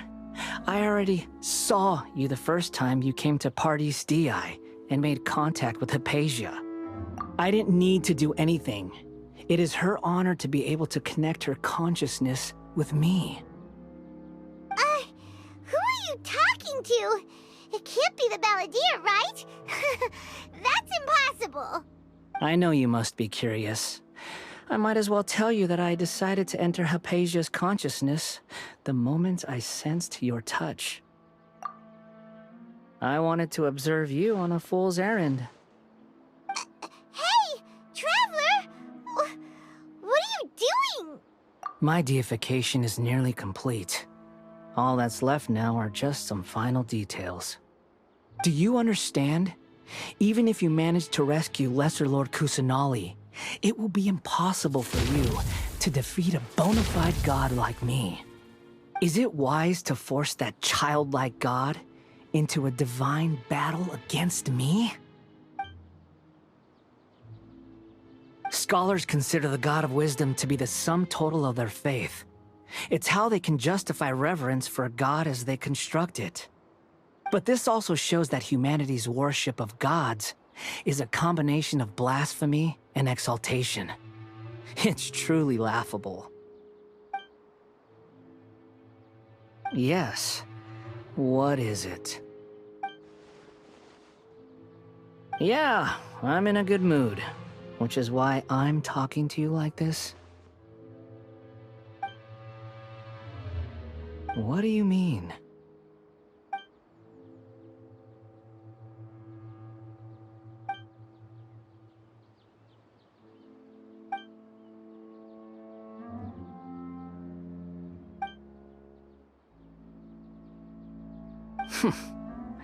Those words almost make you sound like a friend who actually cares. But you're wrong. I'm different from all of you. I was born to become a god. My entire life up until this point has just been a meaningless routine. Just think about a sheet of paper. By itself, it holds no meaning. The content recorded on it is what gives it value. All I had recorded down before were some painful memories and boring human feelings.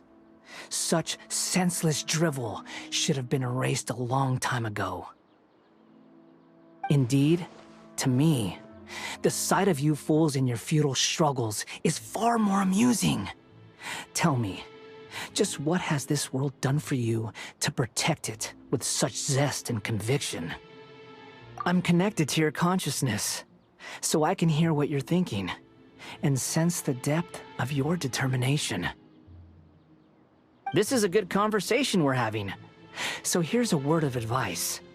Let go of your misguided guardian complex. You know nothing about the truth.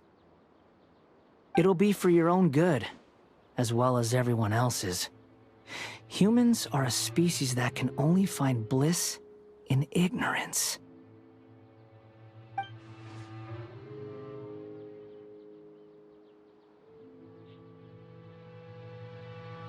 Ah, you've seen my affection for her. If you were in my position, I think you'd feel the same way. She peered into my consciousness and saw my past. Someone like that is qualified to become my first follower. All gods need followers. So Hypatia has been chosen. Her appearance heralds my imminent arrival at the throne of divinity, while her worship shall become my glory.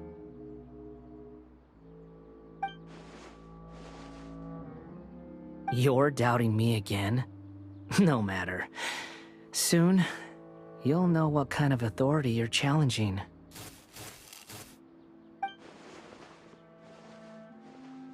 Who wants to hurt my devout follower?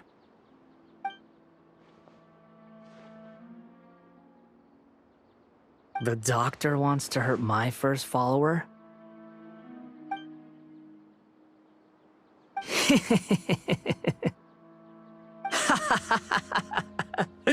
How very amusing. Has anyone ever told you that you're not good at sowing discord? The doctor has never known his place. Even now, the puny human thinks himself capable of interfering in the business of the new god. You're still too naive if you think a few words will be enough to convince me to destroy the doctor.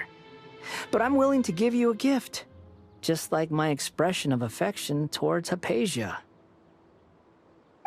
It is an honor for you to be able to stand here and speak with me. As my listener, you will be rewarded.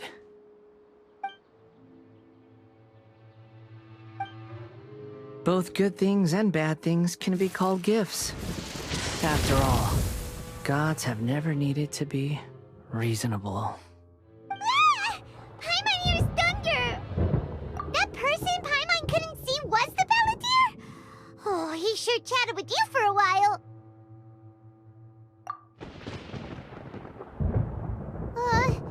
Where is the storm headed? That means anyone outside is in danger! Let's go! Tighnari and Dia still must be fighting!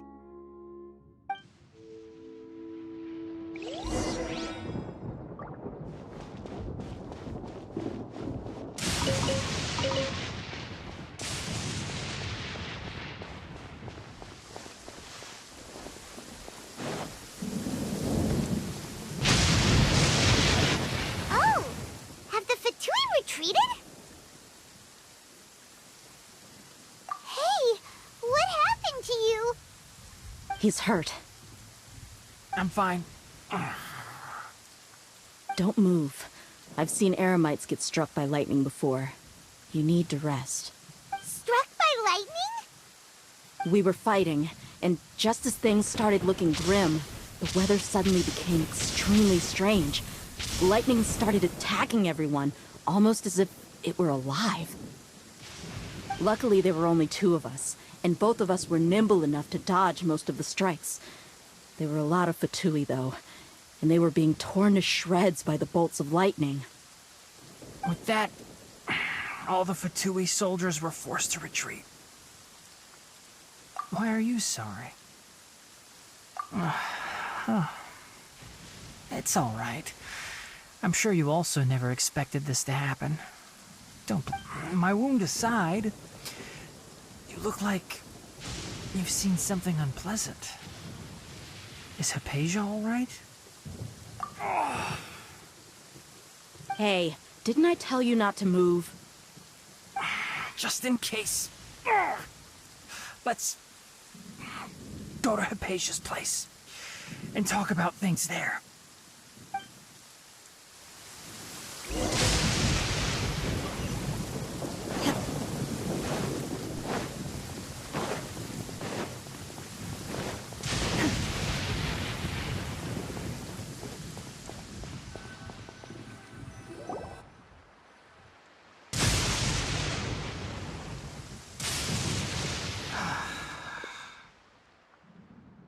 Thank goodness she's fine. Hey, how about taking care of yourself first? I understand my condition. The wound is not fatal. I'll be all right. Ugh, The more you understand medicine, the worse of a patient you become. I know. They always think they can push through the pain. Oh, he sat down. Let me rest for a bit. Sorry, Traveler. Now you may start.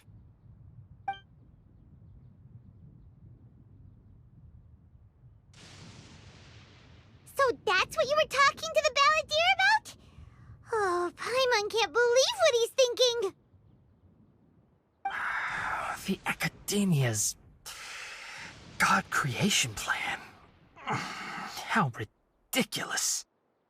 That sounds, ambitious, I guess?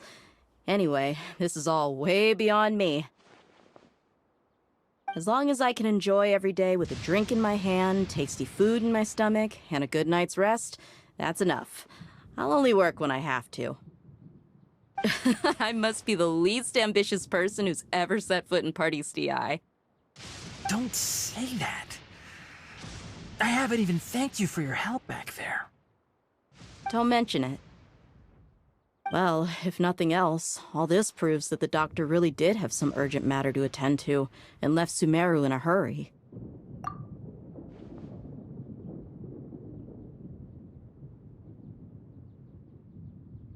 Maybe the Fatui want to cover up some secret of the Balladeer. Is that why they tried to seize Hypatia? You said the Balladeer claimed that Hypatia has seen his past. So, what could be there? Have you noticed? The Balladeer is not happy with the doctor's actions. He thinks the doctor has no right to consider himself as his equal. So, if the doctor was to show up again, would the Balladeer zap him with lightning? Based on what the Traveler has said, I think he would. Having the doctor gone benefits him as well as us. In other words, we've successfully completed this stage of the plan. The doctor is out of the picture now. Yay! That's a big accomplishment! I'm also happy for you. Thank you for the help, Tainari. Make sure you rest up for now. Yeah. All right. Okay, that wraps things up for us here at Party's DI. Traveler, it's about time we rendezvous with the others at the Grand Bazaar. Let's continue to keep a low profile. You can head there once you're ready.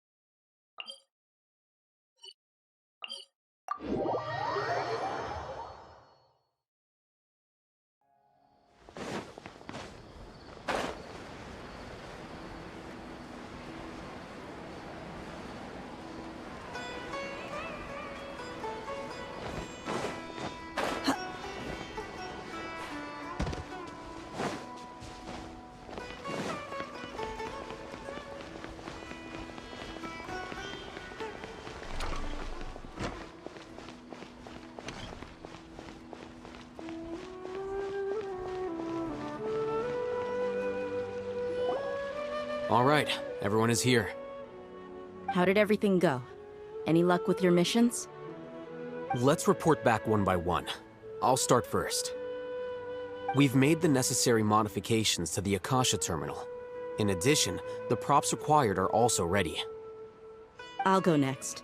The Traveler and I went to Party's DI. The situation was a bit complicated, but we found Tainari. Unfortunately, he was wounded during a fight. Who was behind it? Well, that's the tough part. What should I say, Traveler? The Fatui or the Balladeer? After some back and forth, we confirmed that the doctor has left Sumeru by boat. He has something urgent to attend to back in Snezhnaya. So, we've successfully removed the doctor from the picture. Also, Tainari's already resting, so he'll be okay. Good. Oh, Tainari also asked us to tell you this message. Trust your own senses and experiences. All right. I'll remember that. Everything also went smoothly on my side. The Eremites should have arrived at their destination by now. To avoid alerting the quarry, they will stay there for now. I can't believe you actually got so many Eremites into Sumeru City. It's all thanks to Rahman and his brave team, as well as their bold strategy. It appears to have been very effective. I'm glad to hear it.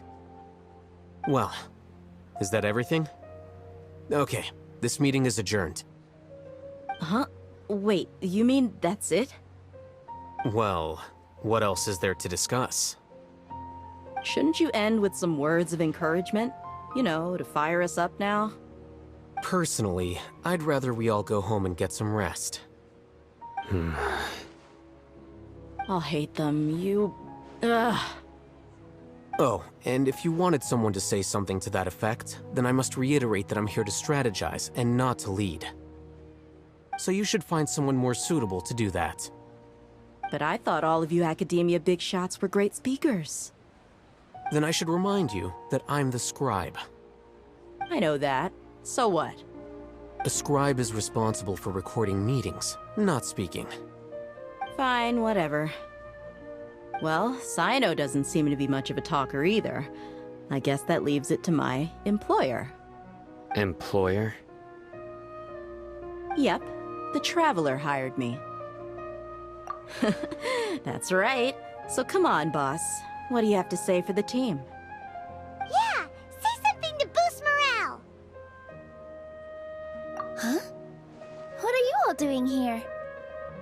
Oh, it's Nilu! Hey, everyone. I'm not disturbing you, am I? Not at all. I was actually just about to go find you. Judging from the group and all your serious faces, you were discussing something important, weren't you?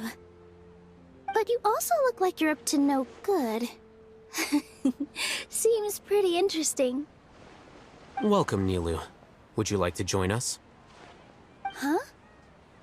Join you? You mean, you also want to discuss something important with me? Yes. Something very important. Nilu, are there any breaks in your performance schedule in the upcoming days? Huh? Wait, you're seriously inviting me?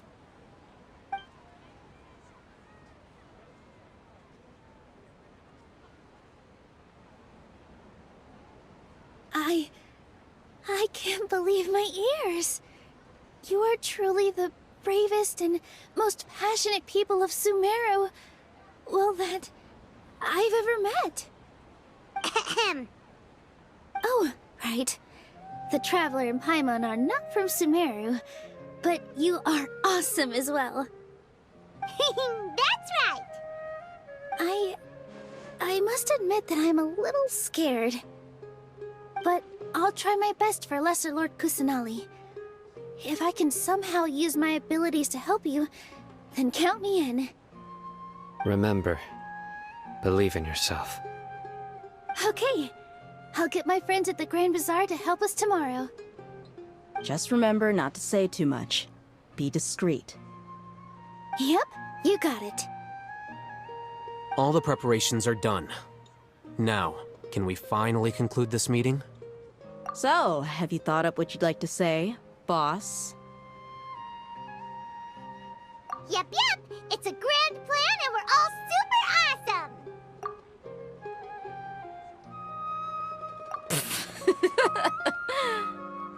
Well said. A good night's rest before an operation can be the difference between success and failure.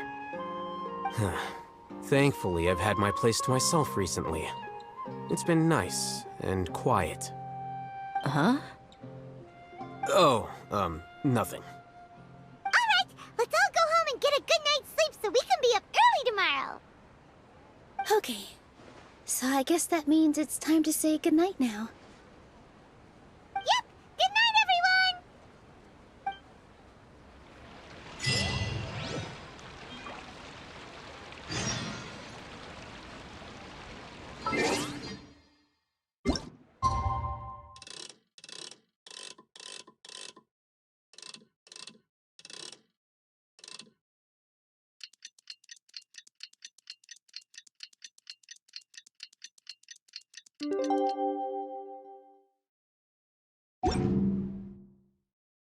Mind be. Today is the Academia's Neogarbaha Day. We can finally put our plan into action. Alhaitham should be waiting for us. Let's go to the Academia and find him.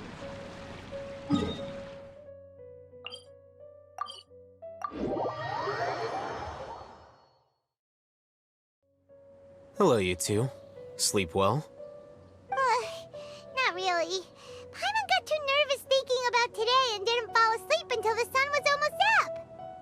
What about you, Alhaitham? Naturally, I slept just fine. After all, a good rest should be considered part of the plan, since energy is an important resource. You just want to show off how calm you are. It's crucial to dissipate any tension before we execute our plan. The only thing you're doing is being annoying. Anyway, do you need me to go over the game plan again? Our target is Grand Sage Azar's office. Everyone in the Academia knows that's where the Grand Sage's console is. Only they can operate it. Many restricted commands and operations are executed via that console. I'm sure that console has a way to free Lesser Lord Kusanali. You know, Paimon's been thinking, what kind of technology could let the sages imprison even a god? That isn't something they could have accomplished with their scholarly talents alone. In the Sanctuary of Surasthana, there's a device of Greater Lord Rukkhadevata's that she once used to isolate herself while meditating. 500 years ago, the Grand Sage at the time modified the device so that it can no longer be controlled from the inside. They were effectively trapping one god with the power of another. So, how are we gonna get to the Grand Sage's office? Don't forget, today is Neogarbaha Day, arguably the most important day to the Academia. The sages and core Academia personnel are busy loading the latest batch of research developments and legal decrees into knowledge capsules so that they can be entered into the Akasha. All the Darshan's researchers have their noses to the grindstone, and the Academia's grounds are flowing with all sorts of people. It's the perfect time for an infiltration. When the Grand Sage leaves his office to supervise the entering process, that's our cue to access the console and free the Dendro Archon. Well, yes, that's just the visible side of our plan, after all. If precedence holds, the Academia should have already started preparing for Neogarbaha Day. Everyone should be in position.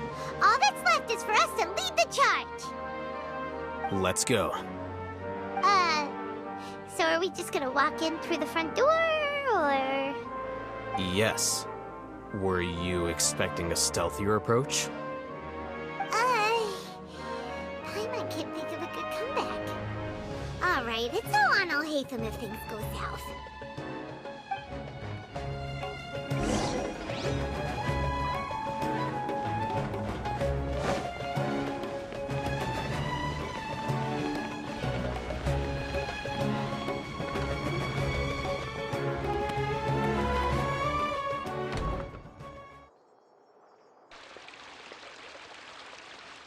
Scribe?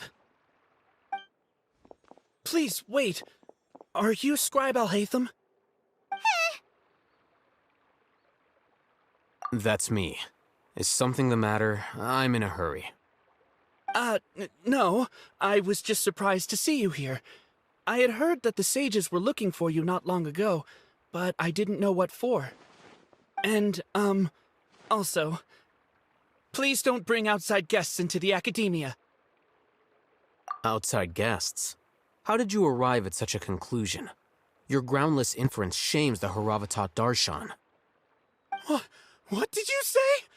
I'm the top student in Haravatat, and I earned 3rd place at the last Inter-Darshan debate. Don't look down on me! That wasn't my intention. As your Haravatat senior, I just assumed that you possessed a greater aptitude for critical thinking. Look, based on what you already know, the purpose of my return and the reason they're here should be obvious. Is that so? Wait a moment. Let me think. Don't tell me the answer. The sages search for you. A blonde-haired traveler. Outside guests. So, from the start, the sages weren't looking for you, but this traveler? And you were gone from the academia for so long because... Hey, shh. Yes, you've proven yourself as the top student in Haravatat. I surmise you've arrived at the correct conclusion. As I expected. Please, forgive me. I wasn't thinking clearly just now. Thank you for getting me back on track. It's nothing. We'll be on our way then. All right. Thank you for your contributions to the academia, Scribe.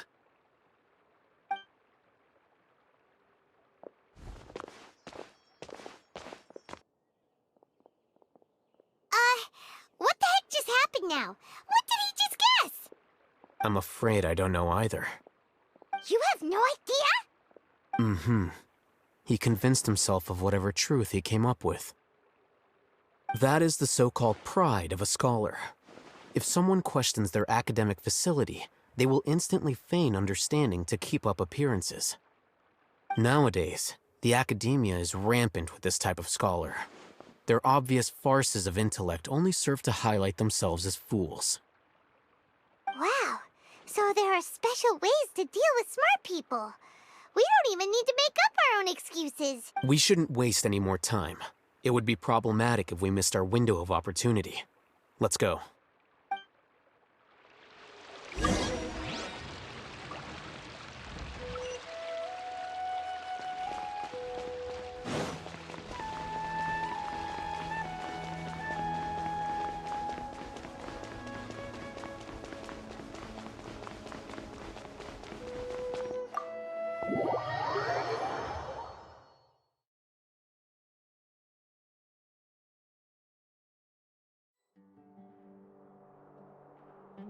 Is this the Academia's library?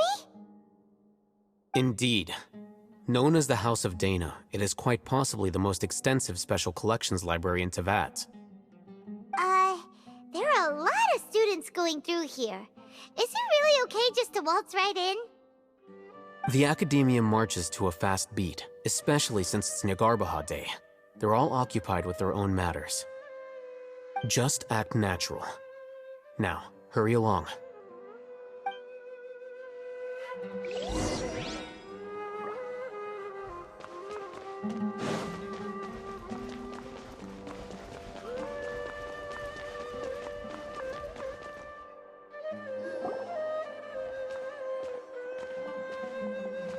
What's this platform for?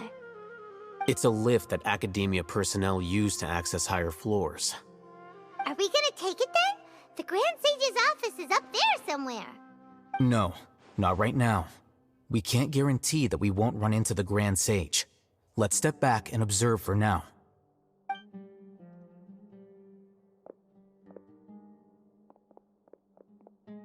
You think the Grand Sage will exit from there? And after he does, we'd sneak past him? Oh, Paimon thinks that's really dangerous. Who knows? However, if we can confirm Azar's current location, our operation will be much safer if we... Allow me to offer you a hint. If you wish to know his location, look behind you. What's Grand Sage Azar doing here? Do not tell me you believed the Academia would not grow suspicious of you after such a prolonged absence, Scribe. An eyewitness had informed me of your whereabouts, so I came to personally welcome you. Grand Sage, I didn't expect you to care so much about me. I'm truly flattered. I'm sure, but compared to you, I am far more interested in these two unexpected guests. You are the Traveler and Paimon, correct? It's a pity that only now have I been afforded the opportunity to formally meet two of Sumeru's most esteemed guests. I do apologize for my lack of decorum. Excellent. You immediately initiated discussion instead of attempting to prepare some perfunctory excuse. You clearly understand the situation at hand, and have no intention of making a reckless stand. The foot traffic here renders this place unsuitable for discussion. Please, follow me to my office.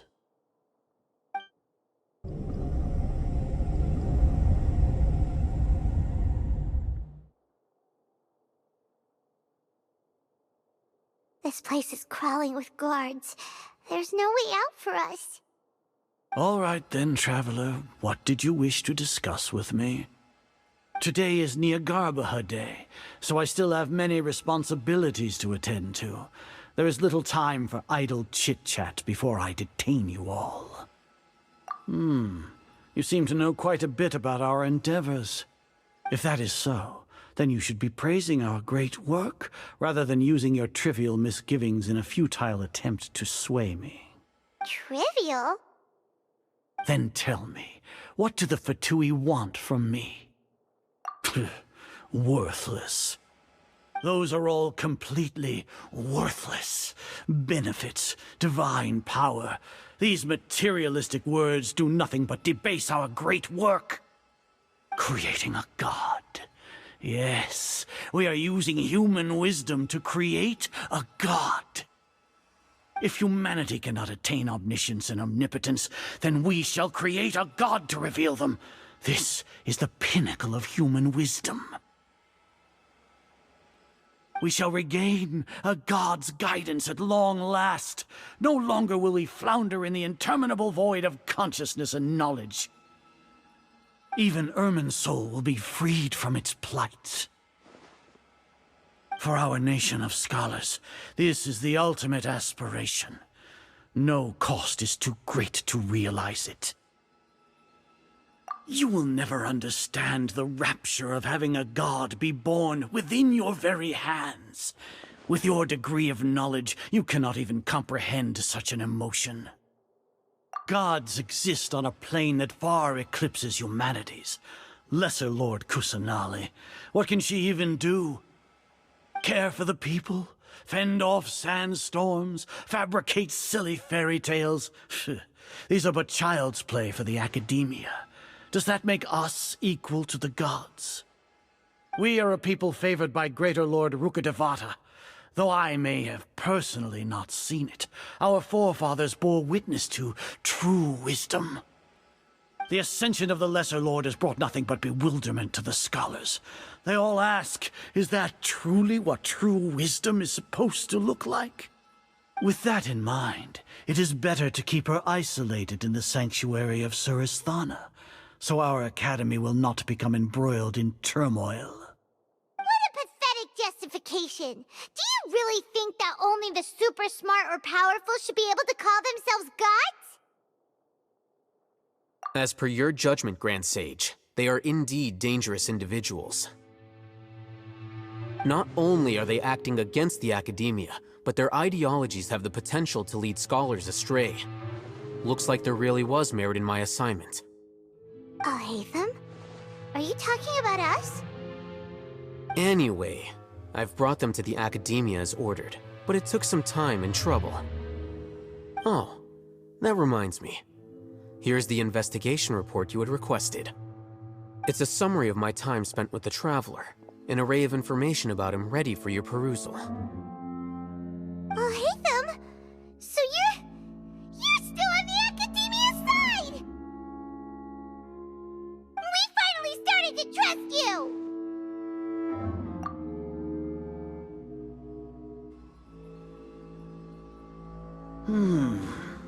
Excellent.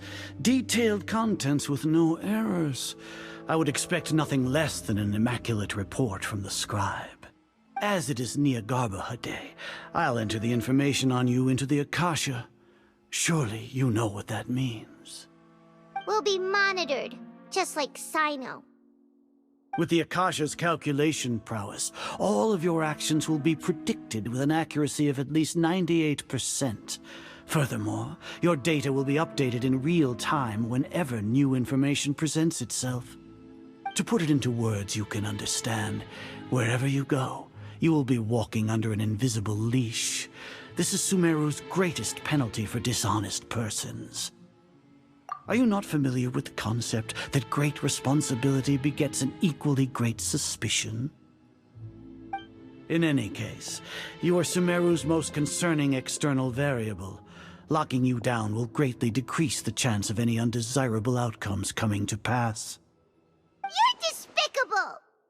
Despicable? Perhaps from your perspective, but I suppose you had mentally prepared yourselves for this, no? Your ploy was to sacrifice the traveler here, was it not? Lord Azar, I know what you're trying to say, but I've been following your plan this entire time. Why are you doubting me at this juncture? Must I delineate your entire plan? Very well, I will spell things out. First off, I received an eyewitness report that you were spotted with the traveler at Caravan Ribat. However, you immediately departed for the desert and escaped surveillance range. Judging by the time, you all likely encountered the truant General Mahamatra in the desert. Am I correct? Maybe Paimon shouldn't have mentioned Sino just now.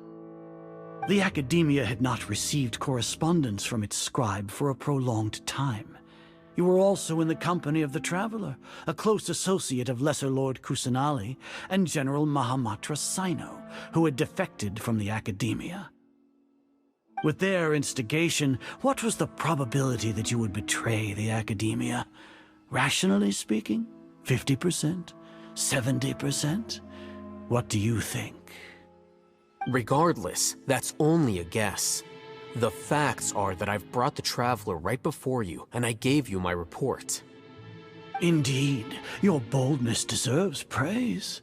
To think that despite status as an outlander, the Traveler is still willing to sacrifice for the sake of your plan. If I'm correct, you have a contingency plan to save Lesser Lord Kusanali and ruin our great work. Sneak into the Academia on Nia Garbaha Day, using Alhaitham's status as the scribe, for there is a good chance that an opportunity to save the Lesser Lord will arise. Should your intentions be discovered, Alhaitham will turn traitor and sacrifice the Traveler, thus proving his innocence. He can then stay inside the Academia and continue searching for a way to proceed forward. As for Sino, according to the Akasha's calculations, he will soon return to the Academia and confront me in person. I suppose this is also a part of your plan? You'll see me as a traitor regardless of what I say, no? Even if you impugn me, it would have little effect on you all. You misunderstand. Losing our scribe would irreparably damage the Academia's regular operations and the development of Sumeru's future academic systems. However, under the current circumstances, even that is trivial compared to what we stand to gain from our great work. You said that I betrayed the Academia, but you, Azar, you've betrayed all of Sumeru, betrayed its Archon.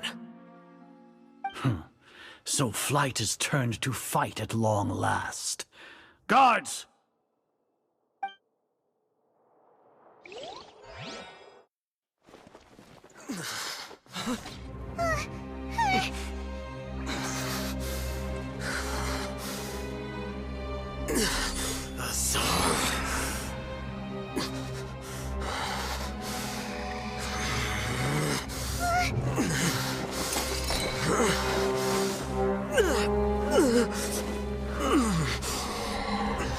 Well, what do we have here?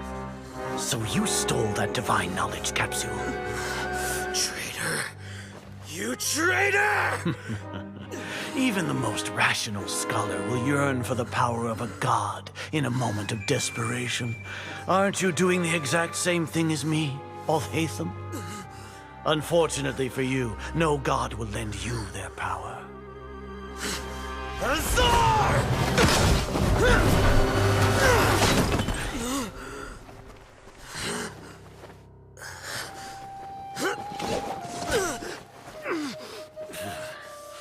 He has gone completely insane.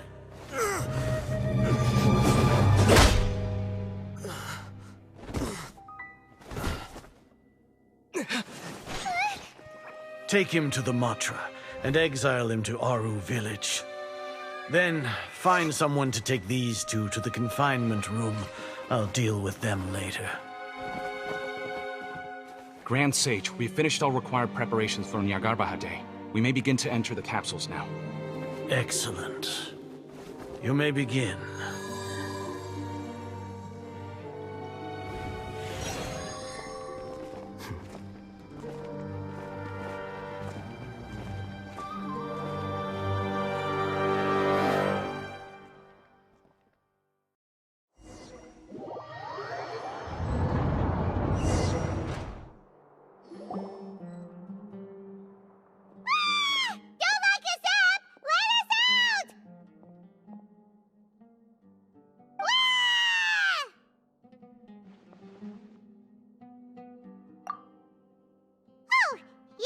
Paimon got a bit carried away there.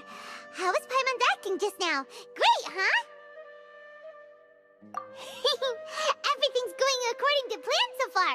We made it into confinement, and Alhaitham's probably done with his part too. We even managed to trick Grand Sage Azar. Alhaitham sure knows how to cook up a plan. What are we doing next? Paimon has trouble remembering things when she's worked up. Right. Paimon thinks it went something like this. Apart from that, we still have yet another goal in the first stage of our operation, which is to send the Traveler to the confinement room. What? Why do we want to get him locked up on purpose? He's always been the person the sages are most afraid of, as well as the greatest obstacle to their successful implementation of their plan. They are very aware of the risk he poses to them. Once the Traveler is imprisoned, the sages will likely think that everything is under control. And with their guard down, the next phase of our plan will have a much higher chance of success. I can already see the pompous looks on their faces. Oh, that's a super tricky plan. But Paimon still thinks it's not really worth it. That isn't the only reason, of course. He has a more important task once he's in confinement. According to the Academia scholars in Ramon's custody, Lesser Lord Kusanali has sealed off her consciousness in the Akasha ever since she was captured by the Doctor. That way, they can't pry any more information from her. Even if we break into the sanctuary of Suristhana, it will take time to awaken Lesser Lord Kusanali's consciousness. We need to do that in advance. So our job is to wake up Nahida! Okay, totally worth getting thrown in jail for. The confinement room is inside the Academia, close to the sanctuary of Suristhana. It's a completely enclosed space, and you won't be receiving any visitors. I'll work with Ramon's scholars to make some modifications to your Akasha terminal. Once you're in, get as close as you can to Lesser Lord Kusanali and try to connect to her consciousness. However, as for whether she'll actually wake up, that will depend on our luck.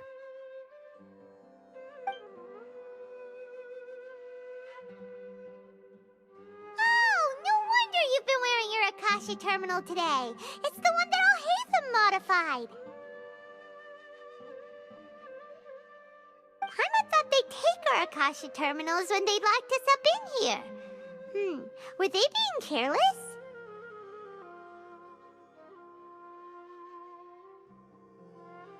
Alright, so what now?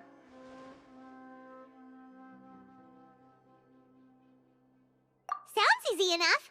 We can finally talk with Nahida after all this time. Let's do it. There's a light flashing on your Akasha terminal. It's almost like... the faster it blinks, the better the signal.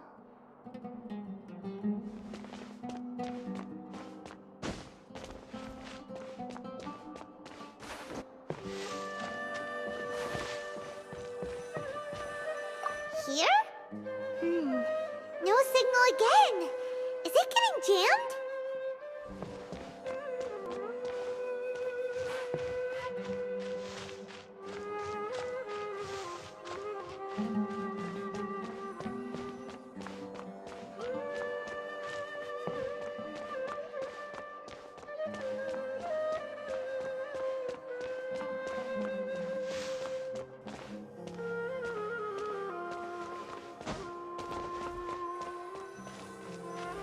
Here? No signal again. Is it getting jammed?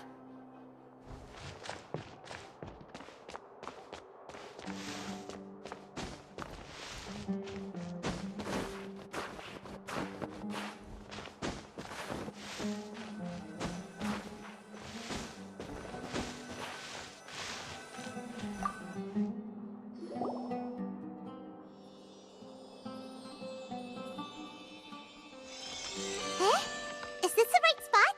Are you getting anything? Please work.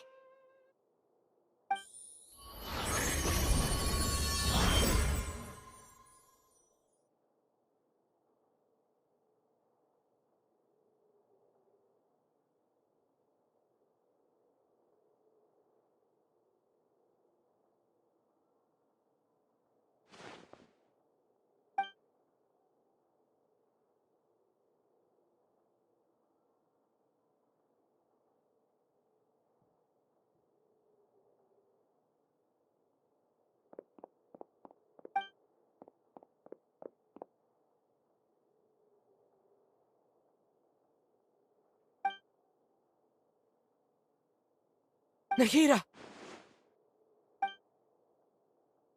Hey, Nahida!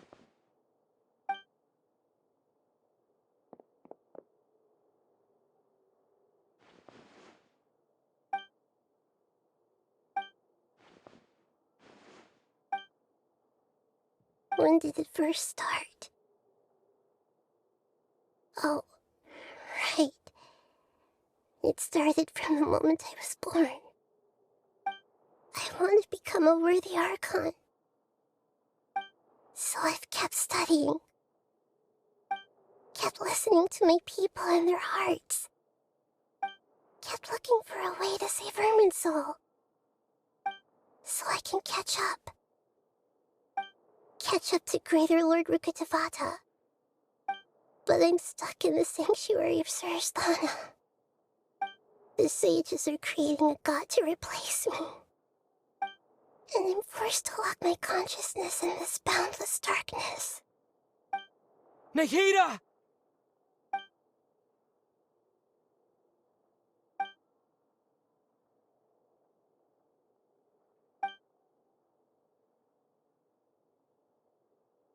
Nahida!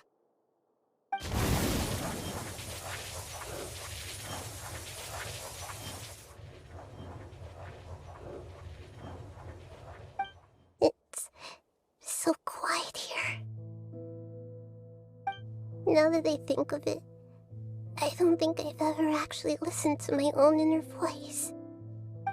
Do Archons have them? Should Archons have them?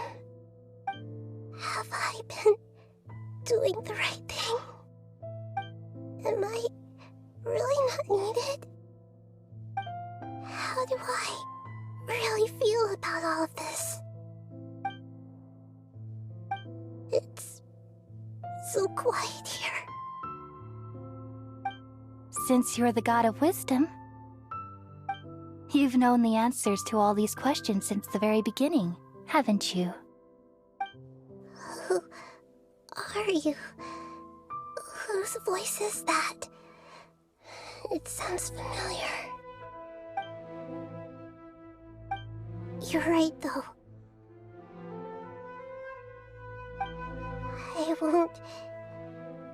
I won't ignore my own voice anymore.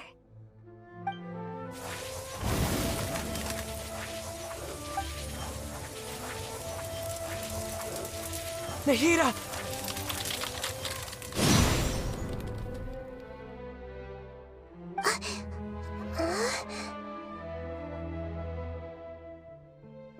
Nahida? Did you wake me up? Thank you. Why are you here? We're here to rescue you. Are you alright? I'm fine. It's just... when I think of everything that's happened to me, I feel really angry now. You should have been angry ages ago.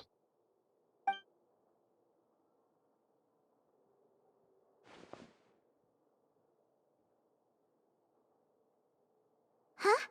Oh, you're back! How's everything? That's wonderful news! Great, we weren't locked up for nothing. When you went to wake up Nahida, Paimon was listening for any sounds outside. You were out for a long time. There are fewer and fewer scholars going about now.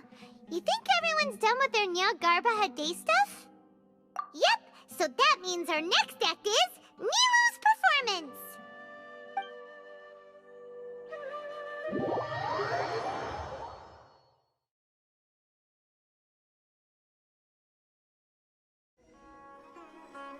Nilou, are you sure about this? You're taking such a great risk for them.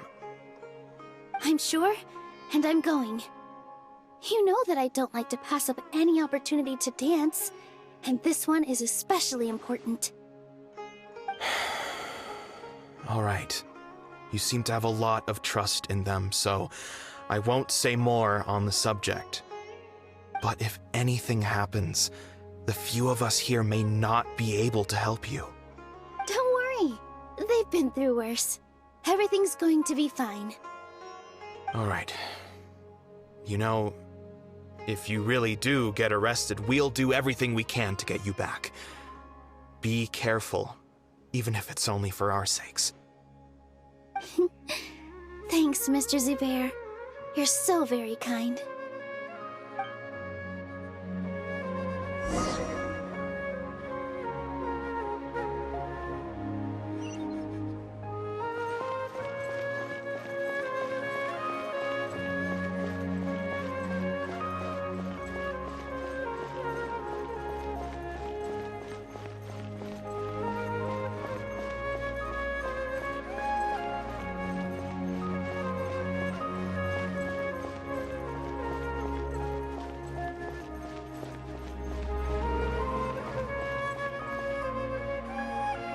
Nilou, how's it going? Nervous? Definitely more than usual. But it's because I'm worried I won't dance well enough. It's okay. Just focus on your performance. We'll take care of everything else. You sure know how to talk. Taking all the credit, even though we came here together to help out. Well, thank you both. I'll have to treat you to a meal after all this ends. I really, really appreciate all of your help. Ooh, that sounds great. Huh? How can we say no to that? All right, let's get back to business. Nilou, we'll be here to keep people from going to the academia so they don't interrupt your performance. I was planning on telling them something like, the Academia's been conducting a weird experiment, and some of their test subjects escaped. It's really dangerous there, so stay away. Oh, you couldn't think of anything better? Oh well, I guess it does sound like something the Academia would do. I think it sounds great. I'm counting on you guys. Don't worry, it'll be a piece of cake.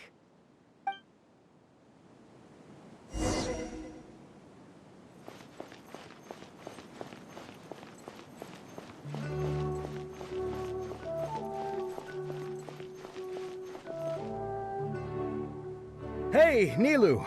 Sorry, it's great to see you, but I'm really busy right now. Our Bait People Away with Yalda Candies plan is working beautifully. Do you want some candy? We have more than we can give out. Vihar, thank you so much for doing all of this. And even dressed up as the Knight of Flowers, no less. I'll pass on the candy, though. I cut back on sweets in the period leading up to a performance, and I'm about to start one. You have a point.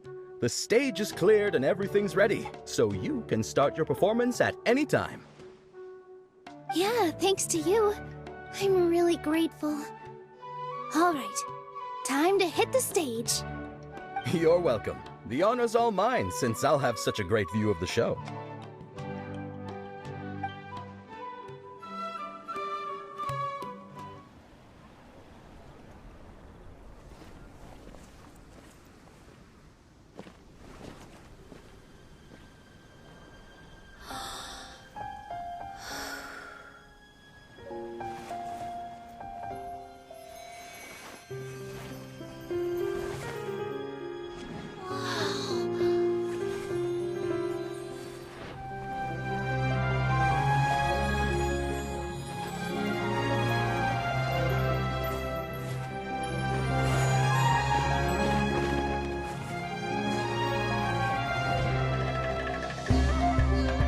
I've never seen a performance like this.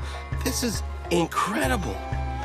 Yeah, but I heard that public performances like these have been banned. I can't believe she's doing this here.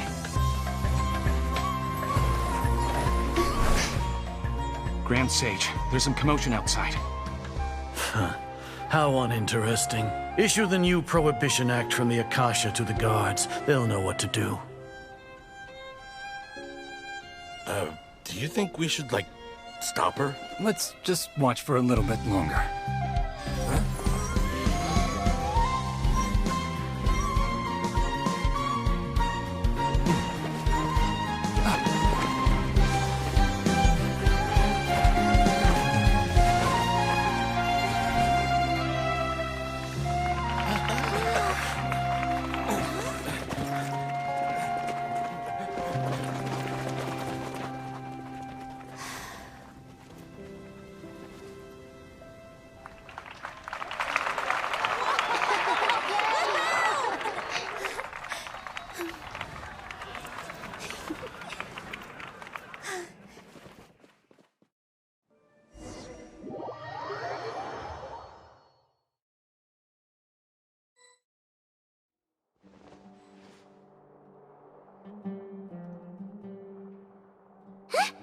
Did you hear that?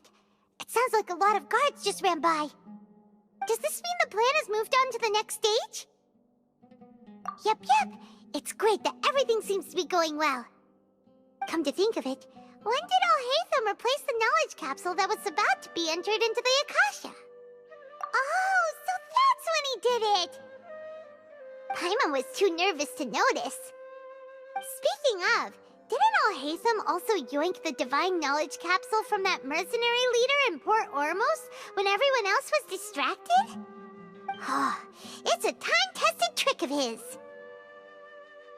Why are we complimenting him? Yeah, he's smart and all, but he still makes Paimon's blood boil. Let's review our plan for this stage again. It's not like we have anything else to do right now anyway, and it'll help us feel more confident.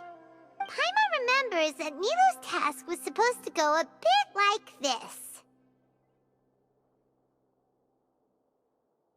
Now that Lesser Lord Kusanali's consciousness has been forcefully sealed, the core figures of the Academia and their guards have started to wear their Akasha terminals again. With the Doctor's technological support, they think they have nothing to fear. How despicable of them to rely on such a person. But this is also our chance. I was originally asked to draft the knowledge capsule for the Artistic Performances Prohibition Act when I was still at the Academia. It should be on the Grand Sage's desk right now, and will be entered into the Akasha during the next Nyargarbaha Day. Are they really going to stop all artistic performances? That's horrible! I'll make an identical knowledge capsule, but this time, I'll smuggle some misleading information into it. We only need to find an opportunity to switch the capsules. Once it's been entered into the Akasha on Nyargarbaha Day, if someone were to be seen performing in public, the sages would definitely use that opportunity to announce the ban, and so the misleading information will be disseminated amongst the guards. Sure sounds complicated, but it seems like if everything goes well, we'll be able to get rid of all the guards in the Academia without any effort. That's pretty clever, getting right into their heads. I just have one question. Even if we manage to get the misleading info out to the guards, how can we be sure that they'll believe it? People who are used to relying on the Akasha become less inquisitive, and their ability to distinguish truth from misinformation is significantly reduced. They will view everything the Akasha releases to them as the unequivocal truth. The Akasha will turn humans into machines. I've seen it happen many times. Yikes. Good thing I didn't wear it for long when I was working in Sumeru City. At first, I thought it was a good thing too. By the way, this plan still requires a performer, right? Do you have someone in mind? Nilu of Zubair Theater. I know her really well. We can trust her. I'm kinda hesitant to ask her to participate in a dangerous plan like this, but we can ask her in person. All right. After the guards and the Academia are gone, then it'll be time for me and my stowaway brothers to shine.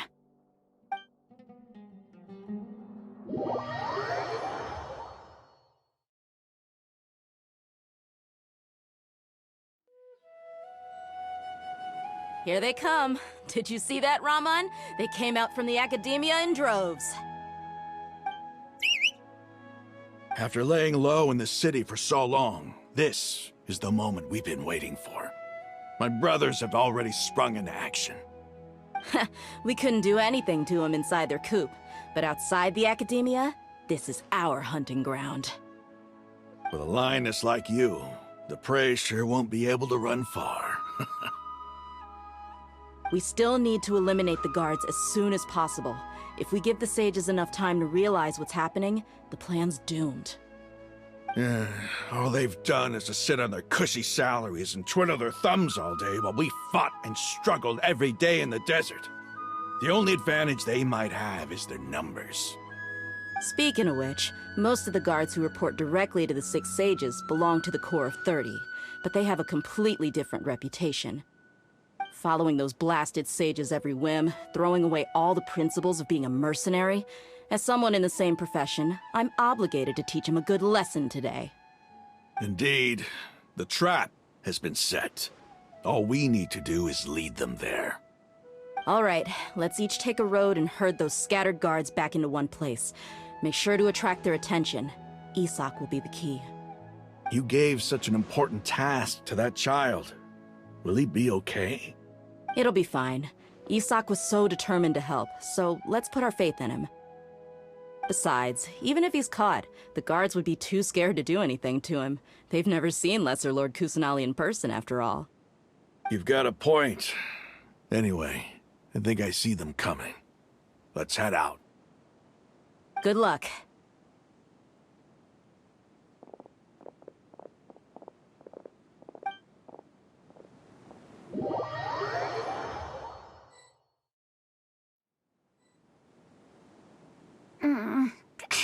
This outfit. Hey, do you remember what you need to do, Isak? When the guards get here, you'll pretend to be Lesser Lord Kusanali and run away from them. Oh, yeah, I remember. Of course I do. I'm just a little nervous. Relax. Don't think about getting caught. Even if that happens, we won't leave you behind. You only need to think about getting the guards' attention and leading them to the Grand Bazaar. Leave the rest to us. Okay, got it.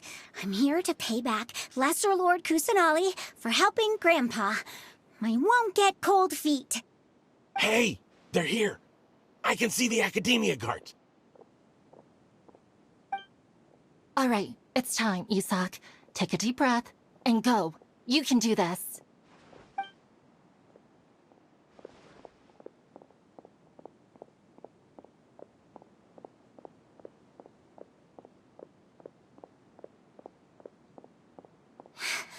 Why is there a guard over there? Did he already run ahead of me? This is different from our plan. But there's no time. I need to make a choice.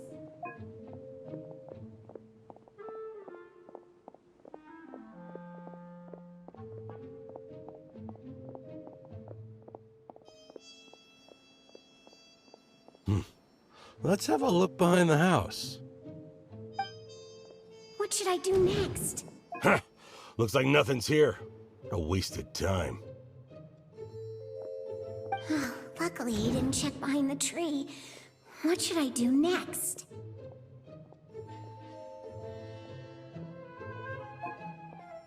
The guard looks alert. What should I do next?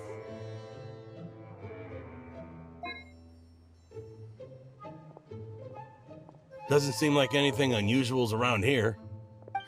Looks like the guard finally left. I need to go.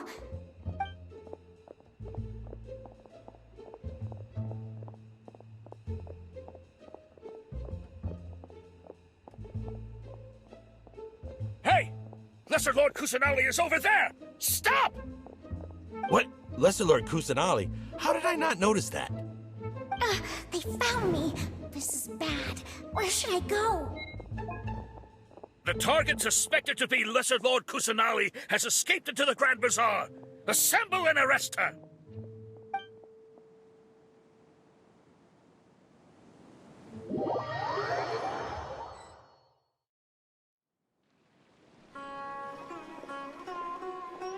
Where did she go? How did she disappear? Did we lose her? Hurry up and find her!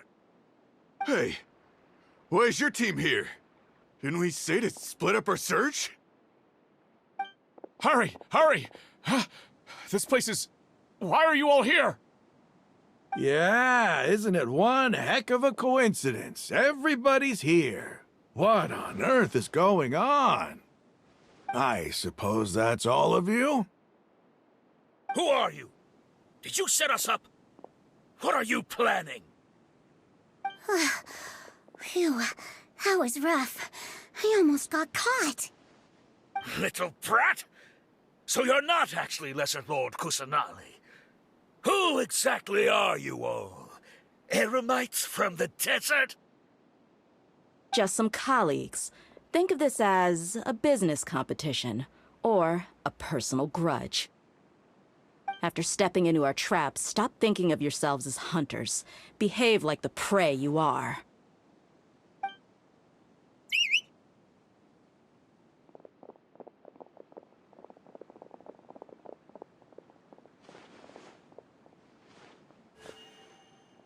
An ambush?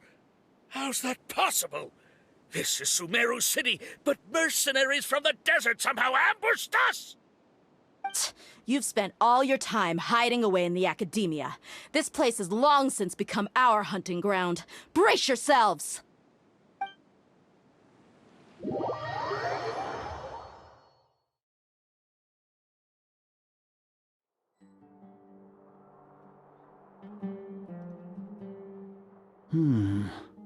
This is odd. The academia has quieted down after the conclusion of the Nyagarbha Day ceremonies, but it's much quieter than usual. Where are the guards? Why have I not seen a single one? Guards? Guards! Grand Sage, how may I be of assistance? I called for the guards. Why did you come? My apologies, Grand Sage. Right now, all Academia guards have entered the city to perform the ordered arrest. I thought you knew. Arrest? Who is there to arrest? I have an ominous feeling. Arrest Lesser Lord Kusanali, right? Is that not what the order was? Lesser Lord Kusanali? You mean she has disappeared? Yes. I wouldn't dare make up something like that. Right now, everyone is in a panic, and many are saying that Lesser Lord Kusanali will take revenge on us. What happened? Just what is going on? Lesser Lord Kusanali somehow escaped? Was it Alhaitham and his party that freed her? That's impossible. The Academia is heavily guarded today, and any order to release Lesser Lord Kusanali would be strictly confidential. Besides, Alhaitham and the Traveler are already in our hands. What manner of trickery did they employ? How could Lesser Lord Kusanali disappear into thin air? Disappear? Wait. How was the arrest order distributed to the guards? It was issued by the Akasha earlier today. Only you have the authority to send messages like that, so I thought it was your order. Let me check.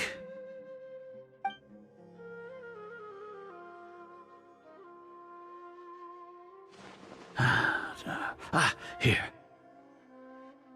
Lesser Lord Kusanali has escaped from the sanctuary of Surasthana. Go to the city and arrest the escapee immediately. The Akasha indeed contains this information, and it clearly appeared in my mind. How did they bypass my permissions to issue this kind of message? Was it the report about the traveler that Alhaitham submitted? No. I specifically checked that knowledge capsule before entering it into the Akasha. Could that have been a red herring? Well, even if I figure it out now, it won't make any difference. The important thing now is to confirm Lesser Lord Kusanali's status. Have you been to the sanctuary of Surasthana to confirm that Lesser Lord Kusanali has indeed escaped? Confirm? No, I haven't. It may be a bit offensive to say this, but, Grand Sage, what you're saying doesn't make any sense. How can the information in the Akasha be inaccurate? What the Akasha decrees is fact. That is common knowledge to all of us. If we have to confirm the information and knowledge from the Akasha ourselves, then how is that any different from us learning that information ourselves? Wouldn't Greater Lord Rukkhadevata's legacy lose its meaning that way? In the beginning, it was I who asked you to believe in the Akasha, to believe in the legacy left by Greater Lord Rukkhadevata. Are you trying to use my words against me? No, Grand Sage. I'm merely confused because I believe in you. I never meant to refute you. Stay here and see if there are any suspicious people around. I'll go to the sanctuary of Surasthana on my own. Yes, Grand Sage.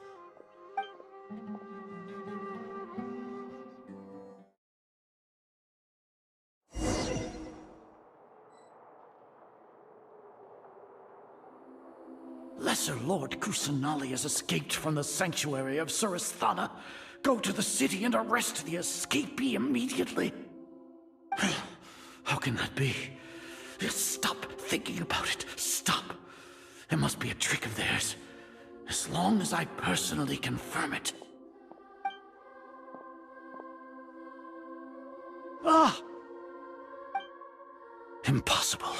That's impossible. There must be something wrong with my eyes.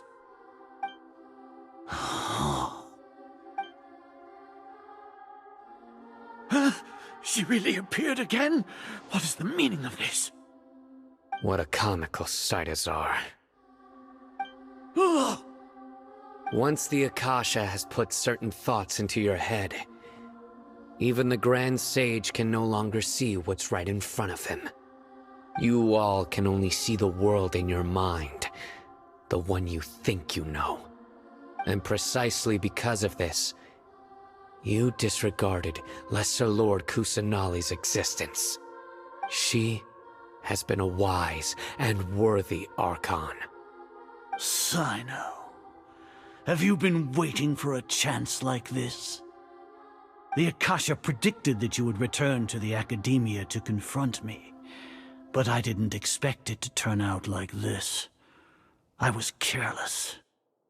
No, you were blinded. Your faults stem from your reliance on the Akasha. You're still the same as always. I truly did not expect a proud person like you to cooperate with Alhaitham and the Traveler. People change, Azar. Admit it. The Akasha can't predict my actions anymore. Then tell me, what have you found during your investigation? You want to buy time? This is the sanctuary of Surasthana. Under your own regulations, even Academia staff are forbidden to come here. No one will come to save you. As for the investigation, I've at least confirmed that you are guilty of insurgency against the Archon. A serious crime. So what? Did you do all of this so I would plead guilty in front of you, General Mahamatra? No. I want you to plead guilty in front of the Archon herself. You once said that I had no standing to judge you. So now, how about judgment in the name of a god?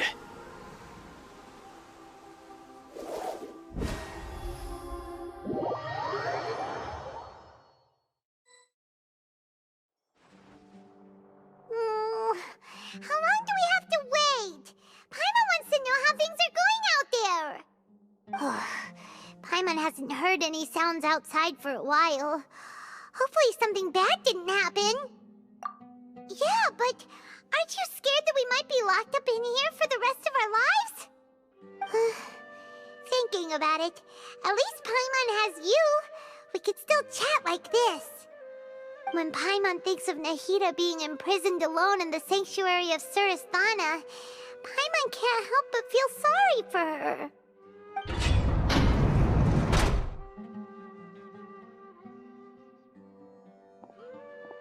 Here comes your savior. Dia! Paimon just knew you would come to rescue us! You two really owe me some big thanks. I had to search through who knows how many guards to find the key here. It felt even more tiring than whacking them. I'm exhausted. Thanks a lot. Need Paimon to rub your shoulders? No, that's, I'll pass. What are you afraid of? Oh, are you ticklish? Now isn't the time to talk about being ticklish. Things in the city and on Cyno's side are both going well. The guards that stormed out of the Academia are all taken care of. The Corps of 30 is in charge of the city's defenses, but we already talked to Asfand. They've been fed up with the sages bossing them around. As long as it doesn't break their employment contracts, they'll turn a blind eye. That's probably because you've been super great friends with them for a long time.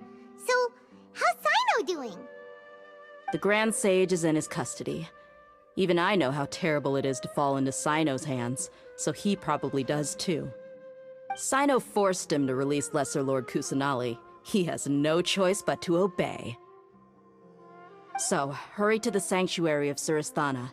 Assuming nothing weird happened, we should have already rescued our Archon. Honestly, I didn't expect our ragtag bunch to do this well. We just came together last minute to save the Archon, you know? Alright, you two better go. I still have to clean up some messes in the city. See you around.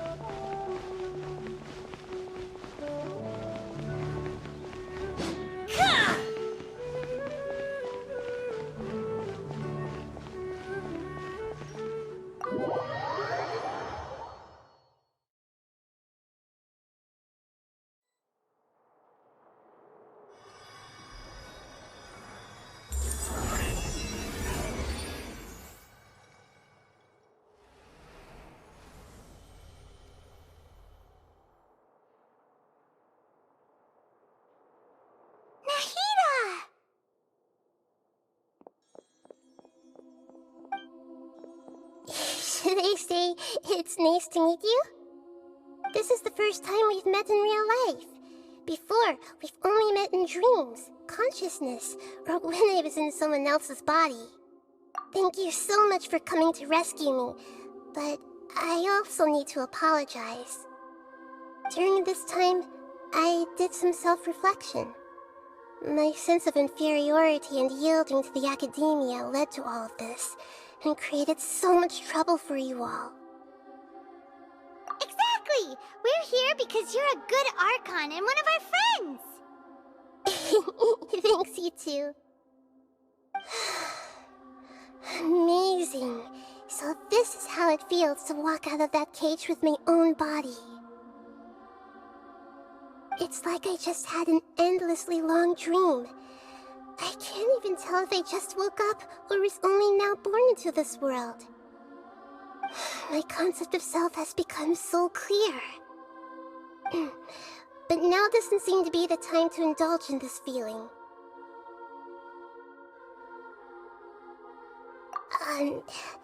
This is really embarrassing. You all just rescued an Archon, and now she needs your help to save her country, and even the entire world. It's okay. With you here, Paimon's sure that everything will work out. There's one more thing. What is it? For all the things the Academia did to me, and for all the folly it committed in the name of wisdom, as their Archon, I will make them pay. Ah! Wow! That's the spirit! You're finally standing up for yourself and not letting people walk all over you! I understand now. To be a better Archon, I first need to better myself. If you haven't even figured out how to be a caterpillar, how can you be a butterfly? Yes, true. That reminds me. I wonder how far along the Academia is with their god creation plan. We need to hurry and prevent the birth of that false god. I need to make some preparations. Since I'm now free, I can establish a direct link to the Akasha and control it. First things first, I need to remove the restrictions that the doctor put on me in the Akasha. After that, I'll make some adjustments and revoke the sage's permissions. The Akasha will then be like how it originally was, only operable by the Archon. After all, the Academia betrayed Greater Lord Rukkhadevata's trust. This might take some time. In the meantime, you should also work on your own preparations. If we don't stop the god creation plan in time, we'll be in for a tough fight.